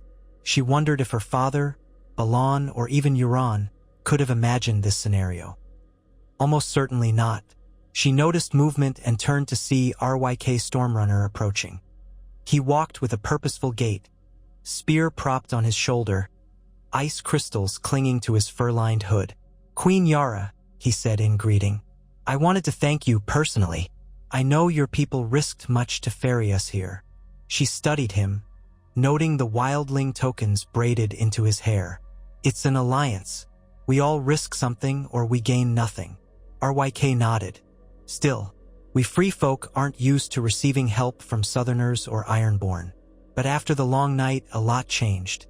Jon Snow, Tormund, they taught us the living must stand together." "Jon Snow seems to have that effect," Yara replied dryly, remembering how he'd convinced her to ally with him even before the war, at a time when she was uncertain about trusting another mainlander. "You're sure you're up to this? The land out there is... well, I hear it's frozen hell." A small smile touched RYK's lips. "It's home to some of us. Hell or not, we'll manage. And if we do find any whites, we'll destroy them. A piece of advice, though. If there really is some leftover necromancy, it could be in hidden caves, old barrow mounds, or places of dark magic. That means there's a chance we might stumble on something unexpected. The dead have no lords, no sense of reason. But the living might. If any force is out there controlling them, like that Night King did, we'll root them out." Yara frowned. "Another Night King?" RYK shrugged. "Unlikely, but I've learned not to discount anything. The world turned upside down once already." She conceded that point. They shared a moment's silence, watching the steely waves break against the shore. Finally, she said, "Make sure Gorman Saltcliffe stays informed. If you run into something truly dire, you'll need a quick evacuation." "We will," RYK replied. "We'll set up signals. If we return to Eastwatch in a rush, we'll fire 3 flaming arrows into the air. Your ships will see them." "Good." She paused, her breath forming little clouds in the cold. "I plan to sail south by midweek. Gormund is your sea. Contact after that." RYK pressed a hand to his chest, a gesture of respect reminiscent of free folk. "Safe journey, my queen. I hope we'll have only good news when next we speak." Yara nodded, turned on her heel, and headed back toward the fort. In her mind's eye, she pictured the bleak wilderness beyond the shattered wall. Despite not being a superstitious woman, she felt a faint prickle at the nape of her neck. Westeros had thrown all it had against the Night King, and she believed they had emerged victorious. And yet, the possibility of leftover pockets of the dead unnerved her. Still, she reminded herself it was no longer her battle. She had done her part. Theon had done his. The North had to handle its own ghosts. 2 days later, as planned, Yara oversaw the unloading of the final supplies. Dozens of men and women set out on foot, guided by a scattering of wildlings and black brothers. A gloom hung over the land, with tall ridges of ice forming a jagged horizon to the north. The wind whipped loose snow along the ground. Yara stood near the beach, watching them disappear around the curving wall of ice. It was eerie to see the monumental structure shattered, like a giant's ruined fortress. Fractured ice soared stories above them, glimmering in pale sunlight. Among the departing group, Gormund Saltcliffe barked orders to a few Ironborn scouts who would accompany the expedition. He caught Yara's eye, raising a hand in farewell. She nodded, though she felt a stab of concern for him. Gormund had proved his loyalty time and again. She trusted him to do the Iron Islands proud. Still, the unknown dangers of that place made her uneasy. When the last straggler vanished behind the icy ridge, Yara exhaled, turned to her waiting rowboat, and climbed in. Her rowers began pulling them back to the black wind. She was eager to return home, to see how affairs in the Isles had fared in her absence. The short journey north had already cost them battered ships and tested them with storms. The realm might be at relative peace, but the sea was never wholly forgiving. She reached the black wind, scaled the ladder, and found her first mate, Murga Blacktide, waiting at the rail. "Everything's secured?" Yara asked, slinging off her wet cloak. "Aye," Murga said. "We can sail on your word. The other captains are prepared to follow." "Then raise anchor," Yara ordered. "We head south." The deck bustled with activity. Men hauled on ropes, setting the sails. The anchor chain rattled. Yara took her place near the helm, scanning the horizon one last time. Eastwatch perched in the distance, a lonely outpost on a desolate shore. She glanced north. Nothing but a wall of shattered ice and freezing mist. With a final breath, she shook off her misgivings. Whatever waited up there would be faced by the men who had chosen that path. She had her own responsibilities. The black wind caught the wind in its sails and glided away from the ghostly coastline. The other ships followed, dark silhouettes against gray water. Yara squinted at the sky, assessing the weather. It looked clear enough, though the temperature was still punishingly cold. She knew it might take them nearly a fortnight to reach the Iron Islands again, especially if they ran into adverse winds. But she wanted to keep a steady pace, avoid pushing the battered cogs too hard. They needed to see their cargo and crew home safely. The days that followed were marked by frigid nights, scudding clouds, and the endless rolling of the sea. Gradually, as they sailed south, the wind grew milder, and the waves less icy. The men found some relief in the warmer breezes. Yara maintained her usual vigilant schedule, double watch at night, especially after what had happened during the storm. Yet no further storms arrived, and the journey became almost routine. One evening, they spotted a pod of whales in the distance, their spouts visible in the pale light of sunset. Another day, they passed a pair of merchant cogs flying the banner of House Mallister from the Riverlands, but they exchanged only distant waves. Rumors said that commerce was picking up again across Westeros, as lords rushed to restore normalcy. On the 11th day of the voyage, Pike's ragged coastline finally came into view, a series of black cliffs battered by endless surf. The sunrise cast the islands in silhouette, stark and unwelcoming to any stranger's eye, but to Yara, It was home. She relished the sight of the familiar towers and crags. The memory of that moment after the war, standing on Pike's shore, breathing the salt air, flickered in her mind. The Iron Islands had changed in subtle ways, with new docks and an air of possibility. Yet the islands themselves would always be harsh and unyielding. They sailed into the main harbor, dropping anchor amid a bustle of local fishing boats and newly arrived merchant vessels from the Westerlands and the Reach. Yara spotted a Braavosi caravel anchored further out, likely on some trade mission. It still amazed her how commerce was thriving now that the threat of the dead was gone and the Seven Kingdoms were tentatively rebuilding. She glimpsed the sigils of some lesser ironborn captains who must have returned from short-range reaving or legitimate trading. Though reaving was increasingly frowned upon, old habits died slowly. She would need to remind them of her edict not to raid the North or any official allies, though a few were turning their attention to the Stepstones or the coasts of Essos. Yara understood that controlling every Ironborn's impulses was an ongoing battle, but so far most recognized that if they incurred her wrath, they might not survive. Once the Black Wind was moored, Yara disembarked. The wharves smelled of old seaweed and rotting fish, as they always did. Ironborn dockworkers trudged along, hoisting crates and barrels. A scattering of gulls squabbled over scraps. Two of her guards accompanied her as she made her way up the winding path toward the gates of Pike. She glanced toward the side dock where the Braavosi caravel was moored, noting the unfamiliar shape of its hull and sails. The foreign presence reminded her that she had much to catch up on at home. The fortress gates were open, guarded by Ironborn in leathers bearing her sigil. They saluted as she passed. Entering the courtyard, she noted new stacks of lumber piled against the walls. Part of the deal with the North, no doubt. The stout logs would be used to refurbish the fortress or build new ships. She felt a small surge of satisfaction, remembering the conversation with Ser Byron Manderley about the Wolfswood shipments. Inside Pike, she was greeted by Alanis Saltwind, who seemed relieved to see her. "Welcome back, my queen," Alanis said. "We didn't expect you quite so soon." "All went well. As well as could be," Yara replied. "We parted ways with the expedition at Eastwatch. They'll do their searching beyond the wall." Alanis gave a grim nod. "We've received a raven from Winterfell. Lady Sansa is aware that your men have arrived at Eastwatch, and she thanks you.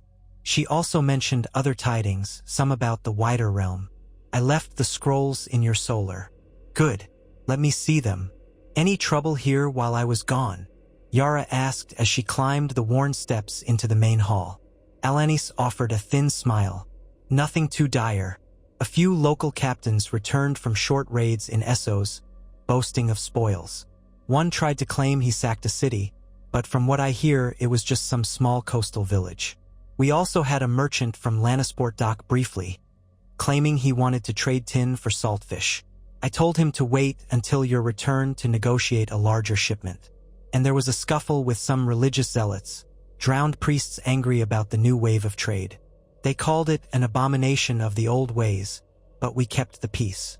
Yara rolled her shoulders. "The drowned priests will have to adapt. We're not returning to the days of endless reaving and paying the iron price for every scrap. I'll speak to them if they push too hard." Alanis inclined her head. "Understood." They continued into the main keep, passing through damp corridors lit by sputtering torches. Eventually, they reached Yara's solar, a modest room with a simple oaken table, a few chairs, and narrow windows overlooking the sea. The stone walls smelled of salt and old damp. On the table lay a few scrolls sealed with the wolf's head of House Stark and the triple spiral of House Tarly, an unexpected one. Yara unrolled them one by one while Alanis stood at respectful attention. The first was from Sansa, indeed confirming the North's gratitude. It also mentioned an official invitation to Winterfell for a meeting of allies sometime later in the year. Apparently, King John wanted to host a grand gathering of all who had fought in the Great War to discuss the shape of the realm going forward. Yara grimaced. The idea of so many lords in one place would be a headache, but she recognized the necessity. If the Seven Kingdoms were more or less drifting towards separate governance, what with the North and the Iron Islands claiming independence, There still needed to be some structure or treaties in place. The second scroll, sealed with a sigil she didn't immediately recognize, turned out to be from Tarly, Samwell Tarly, Grand Maester in King John's service at Winterfell. It was a carefully penned letter that detailed some of the new steps the realm was taking toward rebuilding farmland, re-establishing ravaged libraries, and forging new alliances. He was apparently sending out feelers to gather knowledge from every corner of Westeros and beyond, hoping to record a true history of the Long Night. The letter politely requested that Yara contribute any records the Ironborn might have of the war or older knowledge from the days of the Grey King. Yara almost laughed at the thought of dusty tomes in Pike's half-rotten library. Still, the letter was polite, and Samwell Tarly had a growing reputation for scholarship. Perhaps she would humor him. The last scroll carried the direwolf seal again, but inside was a personal note from Theon. Yara's heartbeat quickened slightly when she recognized his handwriting. She stepped away from Alanis, gesturing that she wanted privacy, and the guard backed out of the solar. Unrolling the parchment, she read, "Yara, I hope this letter finds you well. I'm told you sailed north to help the expedition at Eastwatch. Thank you for doing that. The people here speak highly of you. Some even mention how you risked life and limb to defeat Euron and stand with us at Winterfell. As for me, I remain at Winterfell, helping train new recruits for the Guard. I can't pretend it washes away my past crimes, but it feels right to guide these young ones so they don't make the mistakes I did. Sansa is gracious, and Arya, well, she's a mystery, but I think she's found her own path. Jon is traveling across parts of the north and will soon return for the summit. He's asked me to invite you personally. He wants as many leaders as possible present to determine how we move forward as a realm. I know the Iron Islands stand apart, as they always have, but I believe we can find a lasting peace if we truly speak our minds. If we do nothing, who knows what new threats might arise. Let's shape our future while we can. I miss you, your family, and you gave me the chance to make amends. I hope one day to sail with you again. Until then, may the winds favor you. Theon." She finished reading and held the parchment in her hands, feeling a tug of conflicting emotions. She was proud of him, in a way. He had carved out a place for himself, earned some measure of respect. Yet she also sensed the weight of his guilt and the quiet hope for acceptance. She remembered how fragile he had been when she rescued him from Ramsay Bolton's clutches. Now he was training others. Life turned in strange circles. Setting the letter aside, she gazed out the window. The sea stretched endlessly, dark and flecked with whitecaps. The notion of returning to Winterfell for a summit of all the realm's powers churned in her mind. On the one hand, she disliked gatherings of southern lords, with their intrigues and double talk. On the other, she knew the Iron Islands could not afford isolation. If the North was truly forging a new balance of power, and if other regions were likewise rethinking their allegiances, she had to be at that table. Otherwise, the Iron Islands risked irrelevance or worse, new enemies. Eventually, she rolled up Theon's letter and placed it in a small chest on the desk. A faint smile touched her lips, though it vanished quickly. She had decisions to make. For now, she resolved to see how the expedition beyond the wall fared, finalize trade agreements, and address any internal dissent among the Ironborn. After that, if the North's gathering was indeed happening, she would sail there, with an entourage to show the realm that the Iron Islands were strong, independent, and vital to the new order. That evening, she convened her council of captains in the feasting hall. The hall was noisy, dominated by the crackle of torches and the low roar of conversation. Salt and fish smells mingled with ale. About 24 captains were present, each representing a swath of the Isles. The Blacktides, the Saltcliffs, the Good Brothers, and various lesser families. Yara seated herself at the head of the long table, where her father once held court. She wore plain leathers, a dagger at her hip, her hair tied back in a severe knot. The captains quieted as she stood, resting her hands on the scarred tabletop. "We've secured fresh shipments of lumber from the north, thanks to our alliance. Our part of that bargain was ferrying soldiers to Eastwatch. That was done successfully. For those who aren't aware, the North remains on guard, believing there may be remnants of the dead. I find it unlikely, But that's not our main concern now. Our concern is building the future of the Iron Islands and ensuring no one can threaten us. A murmur rippled through the captains. Some looked uneasy, others nodded in agreement. Yara pressed on. I plan to send more trade ships east and south, not to raid, but to secure deals. We need resources. No one here can deny that our farmland is poor, and our fishing alone won't sustain us if we wish to grow in power. I want to see new docks built, new ships constructed, and perhaps a more fortified presence in some of the lesser isles. For this, we need wood, iron, stone, and coin. Coins best gotten by reaving, muttered one older captain at the far end. He wore a threadbare cloak with House Harlaw's badge. Several men mumbled their agreement. Yara fixed him with a cold stare. Reaving in certain places might bring short-term gains, but it also brings war we cannot afford.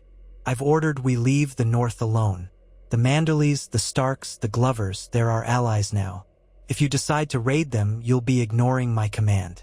Does anyone here wish to challenge me on that? Her gaze swept the table. No one spoke. They remembered Euron's fate, and they knew Yara was not one to bluff. She continued, her voice clipped. There are plenty of other seas to explore if you want to test your steel. The Stepstones or the coasts of Essos. Just don't bring trouble back here and expect sanctuary if you've broken my edict. One or two captains bristled, but none openly defied her. Most recognized that trade with the North was bringing them new wealth anyway. The times were changing. Yara folded her arms across her chest. Next matter. We have an invitation from King Jon and Lady Sansa to attend a gathering in Winterfell. The realm's lords will be there, those still in power after the war. They'll discuss the shape of things to come, maybe sign new treaties. I intend to go. I'll take a select group of captains I can trust. We'll present ourselves as an independent kingdom. We've earned that right. A hush fell. The old ways taught that the Ironborn bowed to no one. That was exactly Yara's stance, but forging alliances with Greenlanders was still unusual. Eventually, Gallus Blacktide, a tall, stern-faced captain, nodded. Then you have our support, my queen. Show them the Iron Islands aren't to be trifled with. A rumble of agreement passed around the table. Yara gave a short nod. Good. Then we proceed. I'll send word by Raven tomorrow that we accept the invitation. We'll sail for Winterfell in a few weeks, once we've secured business here. With the major points addressed, she invited the captains to partake in ale and food. The tension in the hall loosened, and conversation turned to smaller disputes. Territorial squabbles over fishing waters, the fate of a captured pirate crew, the usual litany of complaints among Ironborn. Yara fielded them as best she could, delegating tasks to whichever captain oversaw that region. She realized that even though she had claimed the Seastone chair, leadership was a constant trial. No wonder her father had grown so bitter after his failed rebellions. One misstep could turn a dozen captains against you. But the Iron Islands needed a steady hand now, not an erratic warmonger. Once the meeting adjourned, Yara stepped out onto a parapet overlooking the sea. Night had fallen. Torches bobbed in the courtyard below. Clouds scud across a sliver of moon. She leaned on the cold stone, letting the wind tug at her hair. Her mind churned with plans for the upcoming summit. Whom should she bring as part of her entourage? Which ships? Likely she'd bring 2 war galleys for security, but she doubted the North would attack her. Still, a show of force was wise. She also wondered what other powers might attend. Would the Vale send Lord Royce, or perhaps the boy Robin Arryn if he was still nominally in charge? Were the Riverlands loyal to Edmure Tully now that the war was over, or had something shifted? The Westerlands might be in flux if the rumors were true about the diminished might of House Lannister. And then there was the question of King's Landing, if it even functioned as the capital.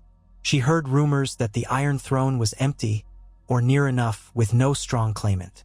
Some whispered that Daenerys Targaryen had left for Essos after the war with the dead, or that she had perished. Others said she still lurked in the south, but no one knew the truth. Yara had no illusions that the Game of Thrones ended with the Night King's defeat. Men and women would always vie for power. In the days that followed, She busied herself with the tasks of a ruler, hearing disputes, approving shipbuilding projects, ensuring the meager farmland that did exist on the Isles was protected from roving bands of outlaws. She also wrote letters to the merchants in Lannisport and Old Town, forging new trade routes that might bring steel and other goods to the Isles in exchange for the fish and salted products they offered. A few drowned priests grumbled that she was Greenland taming the Ironborn. She reminded them that the old ways had led them to repeated defeats. If they wanted the Iron Islands to prosper, they would adapt or be left behind. During those hectic weeks, no news came from Gorman Saltcliffe or the expedition beyond the Wall. Yara told herself that was expected. Travelers in that frozen wilderness could vanish for months before emerging with news. She hoped their search yielded nothing, that the rumors of leftover whites were false. Either way, she had no direct role in that. Her role lay in forging the Iron Islands' future. Finally, the time came when she could put off the Winterfell gathering no longer. The designated date approached, and she received a raven from Lady Sansa confirming that lords from multiple regions would soon arrive, including representatives from Dorne, the Vale, possibly even the Stormlands. She felt a swirl of apprehension, but she would not shrink from the challenge. She chose the Iron Victory, one of the newest galleys in her growing fleet, to serve as her transport. Captain Gallus Blacktide would sail beside her on the Storm Reaver, and she selected a handful of loyal captains and guards to accompany her on land. Before departing, she settled matters at Pike. She left Alani Saltwind in charge of local governance, with instructions to keep the peace and continue building. Then, on a brisk morning with low gray clouds, she and her small retinue boarded the Iron Victory. Flags bearing the Kraken snapped from the mast. Dockworkers and bystanders gathered to watch them push off. Some offered cheers or raised fists in salute. Yara stood at the prow, feeling a strange mix of excitement and wariness. She was sailing back to the north, not for war this time, but for politics, a battle of a different sort. The journey north was smoother than her last. They skirted storms, passing a few merchant ships, and within a fortnight they neared White Harbor. Yara decided to dock there rather than risk traveling overland all the way from the west. The wide mouth of the White Knife offered an easier route by river, and House Manderley had already extended them courtesy in the past. Indeed, when they arrived at the harbor, they found it busier than ever, with ships from the Reach, the Vale, and even Bravos. Word of the northern summit must have spread, attracting merchants hoping to profit from the large gathering of lords. As the Iron Victory glided into White Harbor's busy quays, Yara noticed the architecture of the city. Tall white walls, towers set against a backdrop of green farmland. It struck her how different this place was from the Iron Islands. Where Pike was bleak rock, White Harbor boasted thriving markets, broad avenues, and an air of hospitality.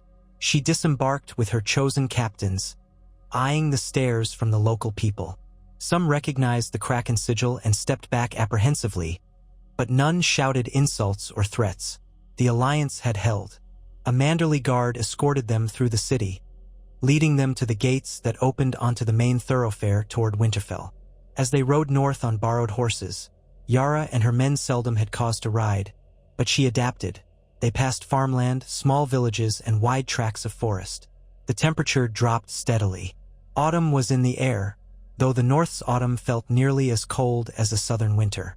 She rode at the head of the column, her cloak snapping behind her, while Gallus Blacktide grumbled about how he preferred a ship's deck under his feet. Now and then, they overtook peasants bringing carts of produce south, or encountered travelers heading the same way as them, presumably to attend or observe the summit. When at last Winterfell's gray walls rose on the horizon, Yara felt an odd sense of familiarity. She had been here before under the direst circumstances, assisting in the final stand against the Night King. Now the walls looked sturdier, fully repaired in many places, with banners bearing the stark sigil billowing from the battlements. Smoke curled from numerous chimneys, and the surrounding fields were dotted with tents and wagons.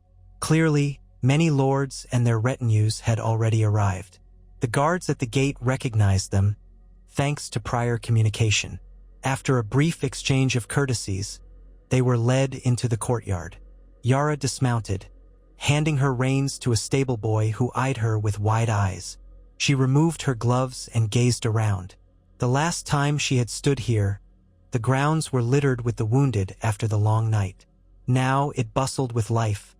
Blacksmiths at their forges, servants carrying bundles of linens, knights leading their horses. She spotted sigils from across Westeros. The moon and falcon of the Vale, the trout of the Tullis, even the sun and spear of Dorne. Only a handful of years ago, the idea of them all converging peacefully at Winterfell would have been laughable. A steward approached, bowing slightly. "Queen Yara Greyjoy, welcome. We've prepared quarters for you and your captains in the northern wing. King Jon is in the Great Hall, meeting with some of the lords. If you wish, I can announce your arrival." She glanced at Gallus. He shrugged, uneasy but determined. Yara nodded at the steward. "Very well, let on." They were taken through Winterfell's corridors, warmed by the famous hot springs that ran beneath the castle. Yara's men gawked a bit at the relative comfort. Pike felt austere in comparison. Eventually, the steward paused before large double doors guarded by 2 armed men wearing stark colors. One guard nodded politely and pushed the doors open. Inside was the Great Hall, large enough to accommodate hundreds. Long tables lined the space, and a raised platform at the far end held 2 chairs, one more elaborate than the other, likely for the king in the north and Lady Sansa. A fire roared in the great hearth, shedding warmth. The hall was filled with lords, ladies, knights, and guards, many deep in conversation or drifting between groups. Yara spotted banners of the Vale, the Tully Fish, the Mormont Bear, the Arryn Falcon, the Martell Sun, the Baratheon Stag, and more. She saw no Lion of Lannister, which piqued her curiosity. Had the Westerlands declined the invitation? As they stepped into the hall, the murmur of conversation shifted, and many turned to look. Yara walked confidently, chin lifted. She wore her usual leather attire, lacking the finery some might expect of a queen.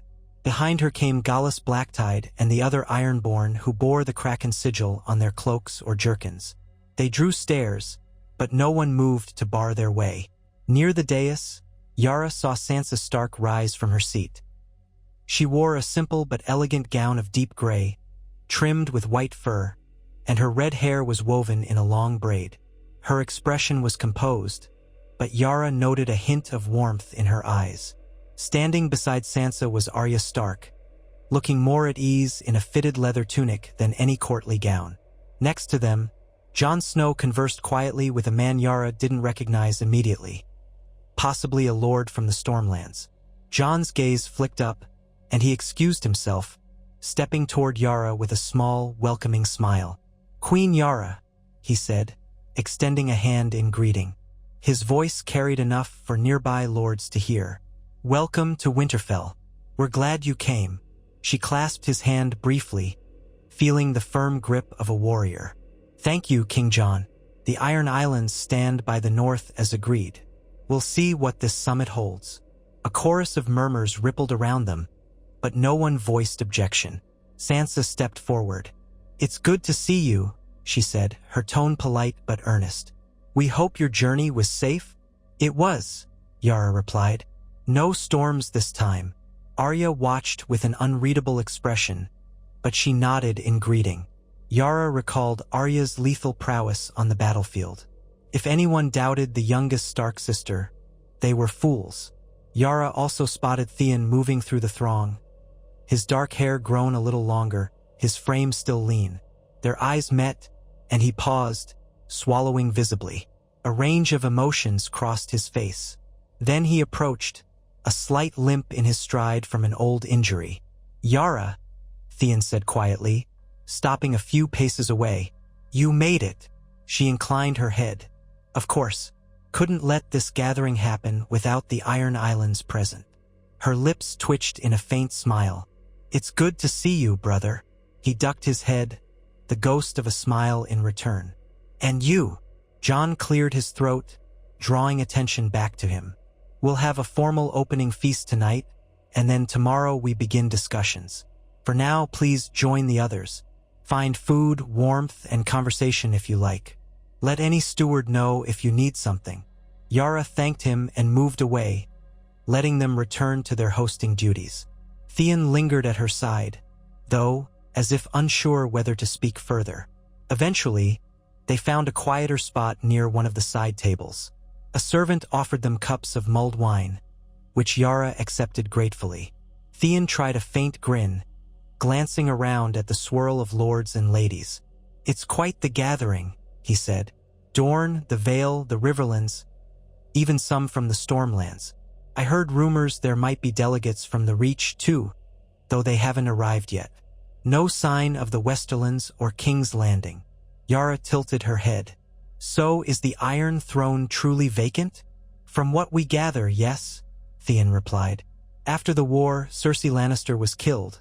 Some say by her own brother, others say in the final chaos of the siege.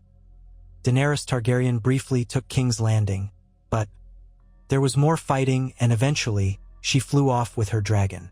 Some claim she headed east, others that she died. It's uncertain. King's Landing is a ruin. Some small council tries to maintain order, but they have no real power outside the city. The Westerlands lords are fractious, each trying to gather what strength remains.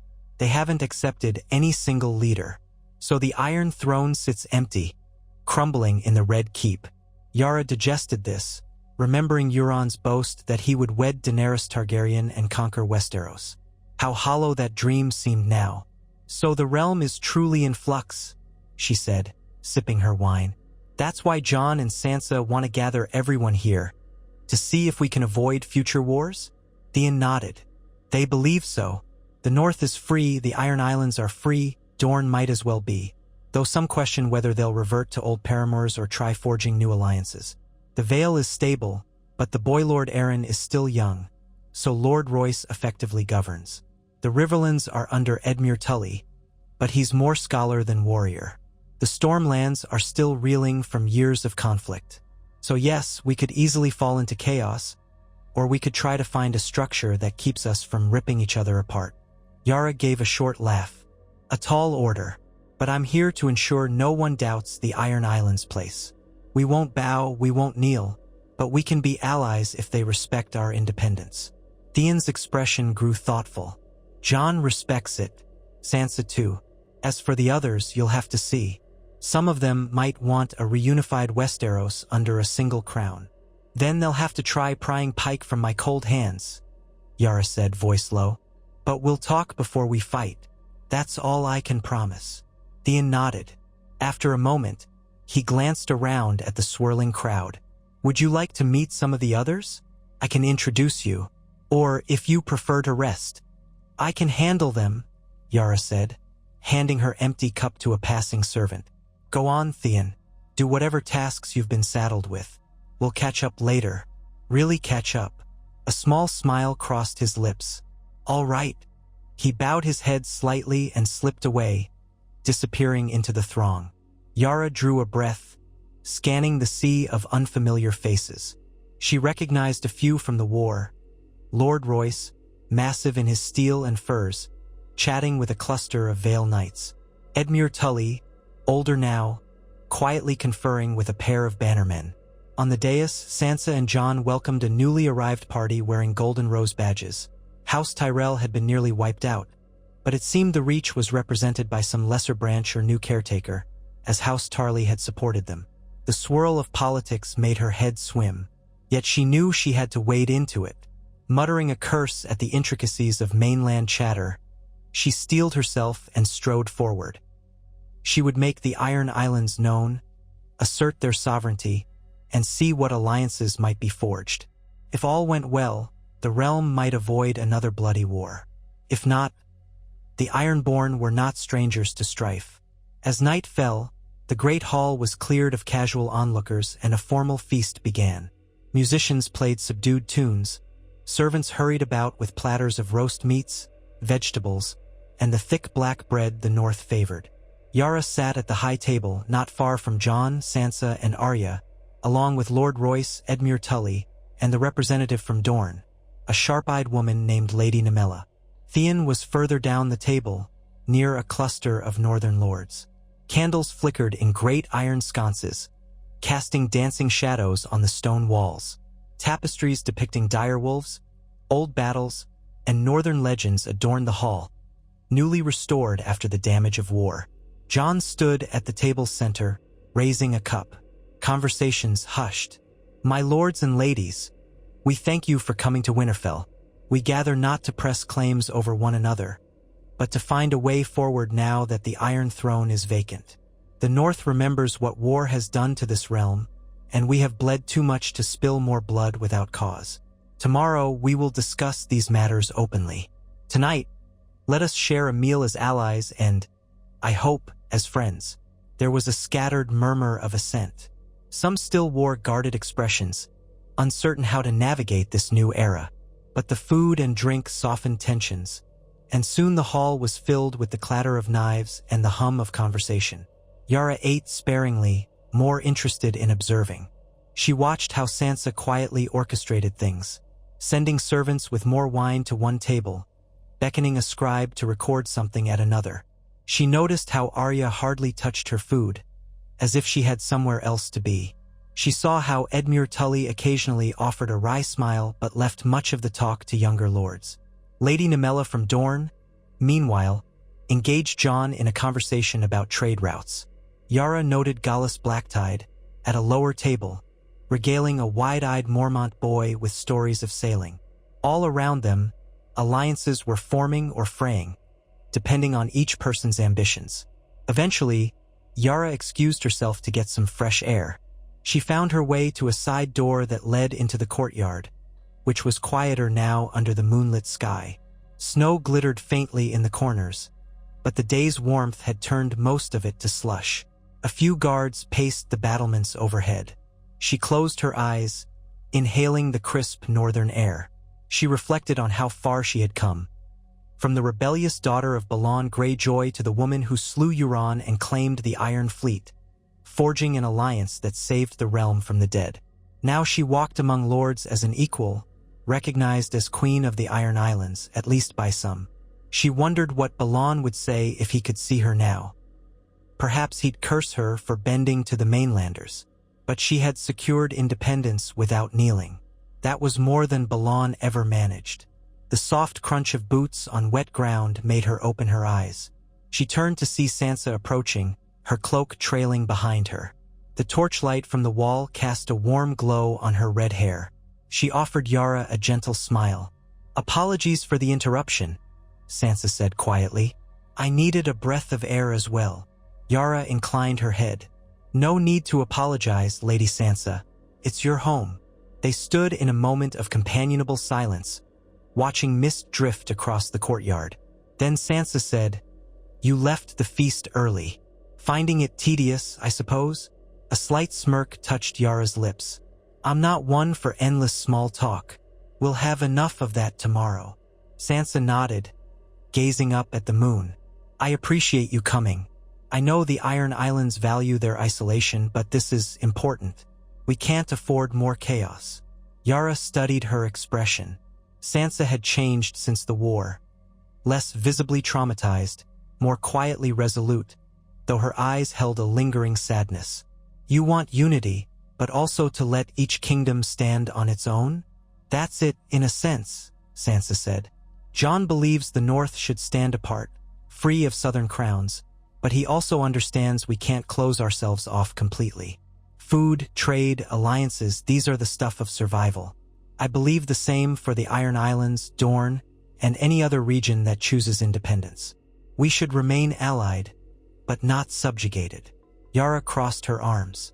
"You'll find some lords here want a single king or queen on the Iron Throne again, or they might want to put themselves on that throne." A faint laugh escaped Sansa. "They might. But we have no dragons left to enforce such a claim, and I doubt the realm would welcome another war. My hope is that tomorrow we can agree on a pact.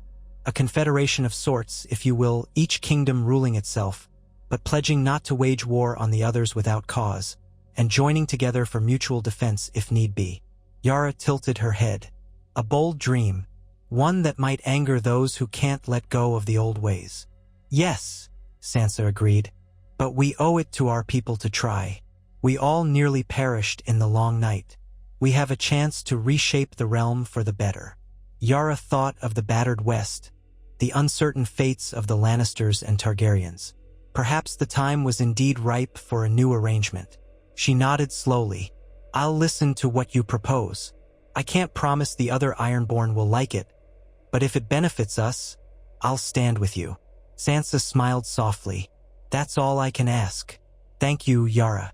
Let's see what tomorrow brings. With that, the Lady of Winterfell offered a polite dip of her head and returned inside.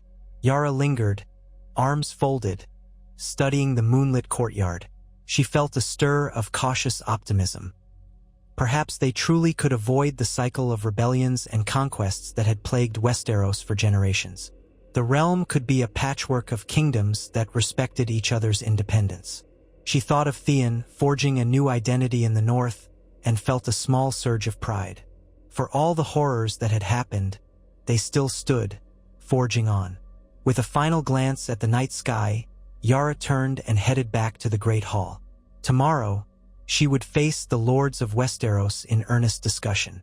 She would assert her place as Queen of the Iron Islands, freed from southern rule, willing to stand with the realm only as equals. No drifting into subservience, no false fealty. She was Yara Greyjoy. She had slain Euron, saved her people, and helped defeat the dead. She would carve out a future worthy of the salt and iron in her blood. The next morning, the Great Hall was rearranged with fewer tables.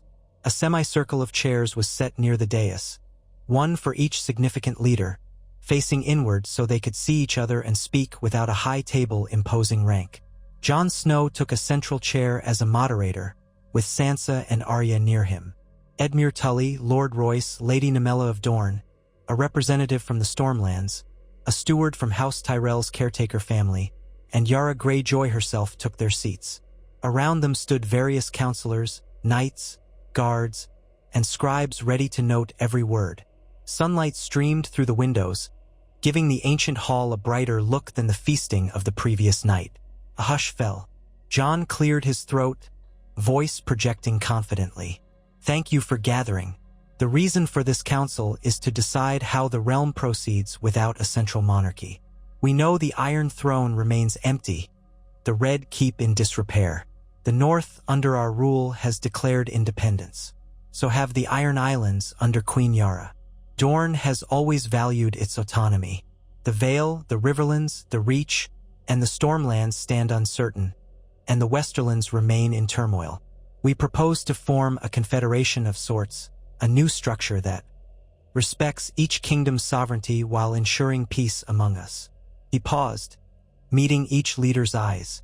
We share one landmass, one realm, and if war breaks out between us, it will ruin what we've rebuilt. Let's avoid that. Let's affirm borders, ensure open trade, and vow mutual defense if another threat, such as the dead or a foreign invasion, arises. Sansa spoke next, explaining the basic framework. Each kingdom would rule itself. The Confederation would hold councils to resolve disputes, with no single monarch commanding. Instead, leaders would meet periodically. They would sign a binding treaty not to attack one another, and if an external threat arose, they would muster forces collectively.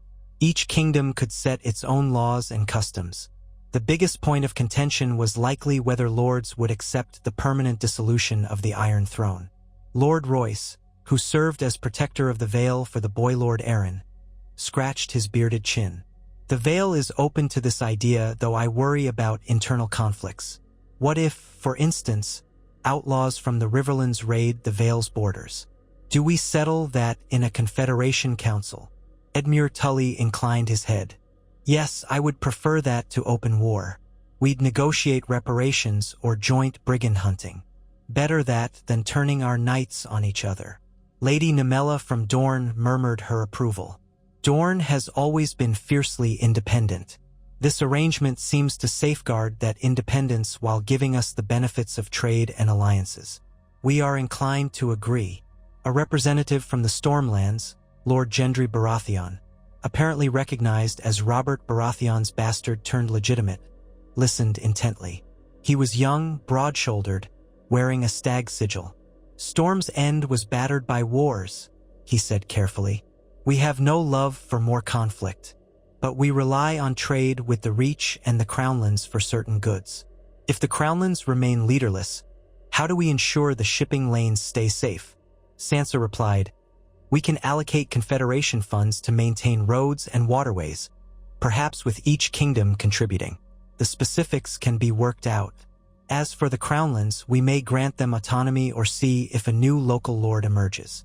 Many settlements around King's Landing remain, so eventually they'll reorganize. We won't force them under any single banner if the monarchy is dissolved." All this talk circled around, with each region voicing concerns, but gradually a consensus seemed to form.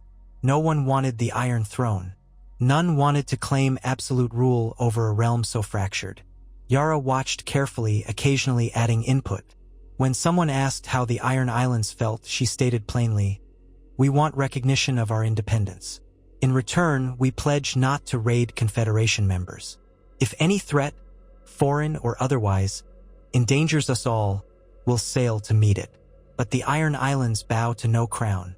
Is that acceptable?" Her statement drew a few quiet mutters. Some older lords disliked the Ironborn's battered reputation, but none openly opposed. Jon Snow gave a firm nod. "Acceptable. The same principle applies to the North, and presumably to Dorne. We stand as equals, not conquerors." Talk continued for hours, diving into details of trade routes, the question of establishing some form of rotating council seat, how often they would gather, how disputes might be arbitrated. Yara found herself stifling yawns at times, but she recognized the significance of these details. It was like building a new ship from scratch, painstaking but necessary. She spared a glance at Theon across the hall, who stood behind the dais, looking somewhat amazed. She remembered how once he had betrayed Winterfell in a desperate bid for approval from Balon. Now he witnessed a starkly different future unfold. By midday, they broke for a meal, and the mood was cautiously optimistic. Yara found herself speaking to Lady Nemella about potential sea routes that might link the Iron Islands to Sunspear if Dorne reopened old ports. The Dornishwoman was intrigued by the idea. Coastal trading that bypassed the war-torn Crownlands might be lucrative for both sides. Yara felt a frisson of excitement at the notion of Ironborn captains sailing to Dorne not for reaving, but for commerce. Another sign of how the world had changed. In the afternoon session, they hammered out a draft of the Confederation Treaty. Scribes recorded every clause. Jon read aloud, "We, the undersigned lords and ladies of Westeros, recognizing the horrors of the recent wars and the dissolution of the Iron Throne, do declare a perpetual alliance among our independent kingdoms. We vow to respect the borders of each realm, to open trade and travel, and to meet in council at least once every 2 years or when crisis demands. No kingdom shall wage war on another signatory without first seeking arbitration. In the event of external invasion or existential threat, all signatories shall come to each other's aid. Each kingdom shall govern itself without external interference, preserving its laws, customs, and governance. This confederation is entered freely and without the fealty of one to another, but as equals standing together for peace and prosperity." He lowered the parchment. Silence reigned as the assembly absorbed the words. It was unprecedented, no single king or queen, no Iron Throne. A confederation of equals.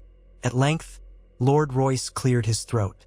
"The Vale consents, provided the other signatories do as well." Edmure Tully nodded. "The Riverlands likewise." Lady Nemella smiled. "Dorne is pleased." Gendry Baratheon looked a bit uncertain but finally said, "The Stormlands will stand with the Confederation. I know the lords there might have some questions, but they'll listen to reason if it spares us more war." A tall, olive-skinned knight named Ser Dorson Fossaway represented the Reach in place of a true Tyrell. He hesitated, clearly aware that House Tyrell had practically been extinguished. "We, the Reach concurs. We must feed many in Westeros, and war would only hamper that. Let us have peace." At last, all eyes turned to Yara. She rose slowly, letting the hush deepen. "The Iron Islands accept on condition that our sovereignty is absolute within our domain. We'll maintain our own way of life and pay the gold price or the iron price as we see fit, so long as we do not raid any Confederation signatory. If this is acceptable, the Ironborn will sign your treaty. Jon nodded, meeting her gaze. It is. A slow exhale passed through the hall, as if centuries of tension had just eased, if only a little. Scribes moved forward with parchment and ink, preparing multiple copies. One by one, each leader or representative took a quill and scrawled their name or mark. When Yara's turn came, she stepped up. The scribe trembled slightly. Ironic to her that someone would fear a woman with a quill in her hand more than a sword. She dipped the quill in ink and signed in a bold hand. Yara Greyjoy, Queen of the Iron Islands. She appended a small kraken symbol, a flourish to drive home her identity. Handing the quill back, she felt an unexpected surge of emotion. They were forging a new age in Westeros. Perhaps precarious, but new all the same. Jon Snow added his signature as king in the north. Sansa watched from behind him, her expression dignified, while Arya stood near the dais, arms crossed. With each signature, the scribes carefully sprinkled sand on the ink to dry it. When it was finished, the Confederation treaty lay complete. An uneasy hush followed. Then the hall erupted in low chatter, relief, and a hint of celebration. It was not a crown or a coronation, but it marked a momentous shift. Westeros, once united under the Iron Throne, now stood as a patchwork of allied kingdoms, each free and yet bound to each other. That evening, another feast was held, this one more vibrant. People knew something historic had occurred. Lords who once eyed each other with suspicion now toasted success. Servants bustled in with trays of game meat, fish, and fresh bread. Musicians played lively tunes. Yara accepted wine from a northern steward, allowing herself a faint smile. She was not naive enough to think this treaty would solve all problems. Old grudges would flare, new ambitions would ignite. But it was a step. She found Theon amid the crowd, clapping him on the shoulder. He seemed at a loss for words, only managing a tight smile. "It's done," she said. "For the moment, anyway." He nodded, glancing around at the hall. "It feels surreal, doesn't it? All these regions setting aside old enmities." Yara made a small, wry sound. "Peace has to be maintained, Theon. It won't keep itself. But at least we're trying." They shared a companionable silence. Music swelled, and a pair of Vale knights began dancing with women from the Riverlands, drawing scattered applause. A boisterous group of wildlings near the back roared with laughter over some joke. Jon Snow conferred with Sansa, while Arya slipped out of the hall. Edmure Tully chatted politely with Gendry Baratheon. The swirl of color, conversation, and occasional laughter gave Winterfell's hall an almost festive air. Eventually, Yara excused herself, stepping out once more into the chilly northern night. Snow threatened again, a thin dusting covering the courtyard. She stood there, looking at the faint glow of torchlight on the walls, hearing distant chatter from within. The treaty was signed. The Iron Islands were recognized as independent. She had come a long way from the night she killed Euron and rallied the Ironborn. The realm was battered but healing. Would it last? Would the Confederation hold against whatever strife the future might bring? Yara could not say, but she knew that if it failed, the Ironborn would not be easy prey. They were forging new ties and building new ships. They had stood against the dead. They had found common ground with the North, and they had proven that even the most stubborn corner of Westeros could adapt. Quietly, she whispered to the cold air, "What is dead may never die." Yet she thought of how that old phrase could also mean rebirth, a chance to rise stronger from the wreckage of old ways. The Iron Islands had endured, changed, and, in some way, found a new place in Westeros.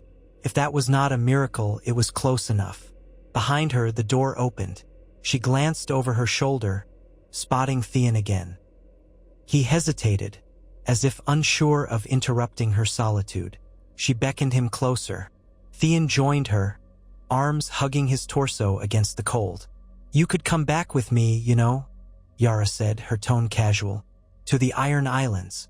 You've done your penance, or enough of it." He looked pensive, gazing at his breath clouding in the air. I might, but not yet. There's still work to do here, helping rebuild smaller villages, training the next generation. I won't stay forever, but for now, I need to see this through. She nodded. I understand. And if you change your mind, there's a berth for you on any Ironborn ship. Family is family. Theon glanced at her, eyes shining with gratitude. Thank you, Yara. They stood side by side in the frosty air, the quiet moments stretching. Above them, the faint gleam of stars emerged between drifting clouds. For all the horrors of the past, for all the uncertain tomorrows, they had this moment of peace, of shared triumph in forging a better fate. After a time, they returned inside, rejoining the swirl of celebration. Yara would remain at Winterfell for a few days more, honoring Sansa's hospitality, finalizing smaller details of the treaty, and speaking with potential trade partners. Then she would sail home, bringing news of a new confederation to the Iron Islands, a realm free at last of subjugation, recognized by the leading powers of Westeros, and poised to thrive in a changed world. She did not know what storms might come in the years ahead, perhaps from foreign lands, from old grudges not yet laid to rest, or from the uncertain fates of the Targaryen or Lannister lines. But she took heart in the alliances they had forged. The Iron Fleet was strong, the North was resolute, and Dorne, the Vale, the Riverlands, and the Stormlands all stood side by side, if tenuously.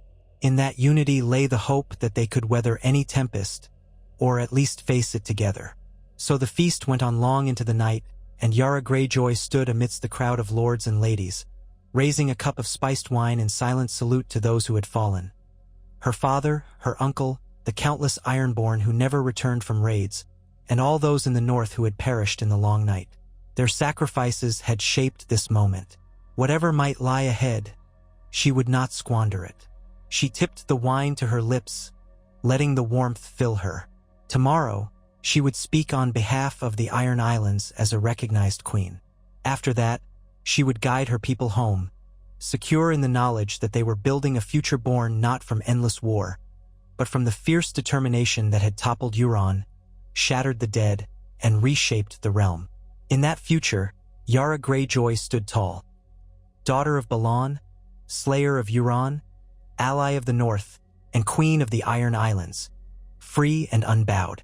And as the music swirled, as friends and strangers mingled, she believed, for the first time, that the days of constant strife might truly be over. A new dawn had broken, and she would sail it to every horizon, forging her legend with each crashing wave.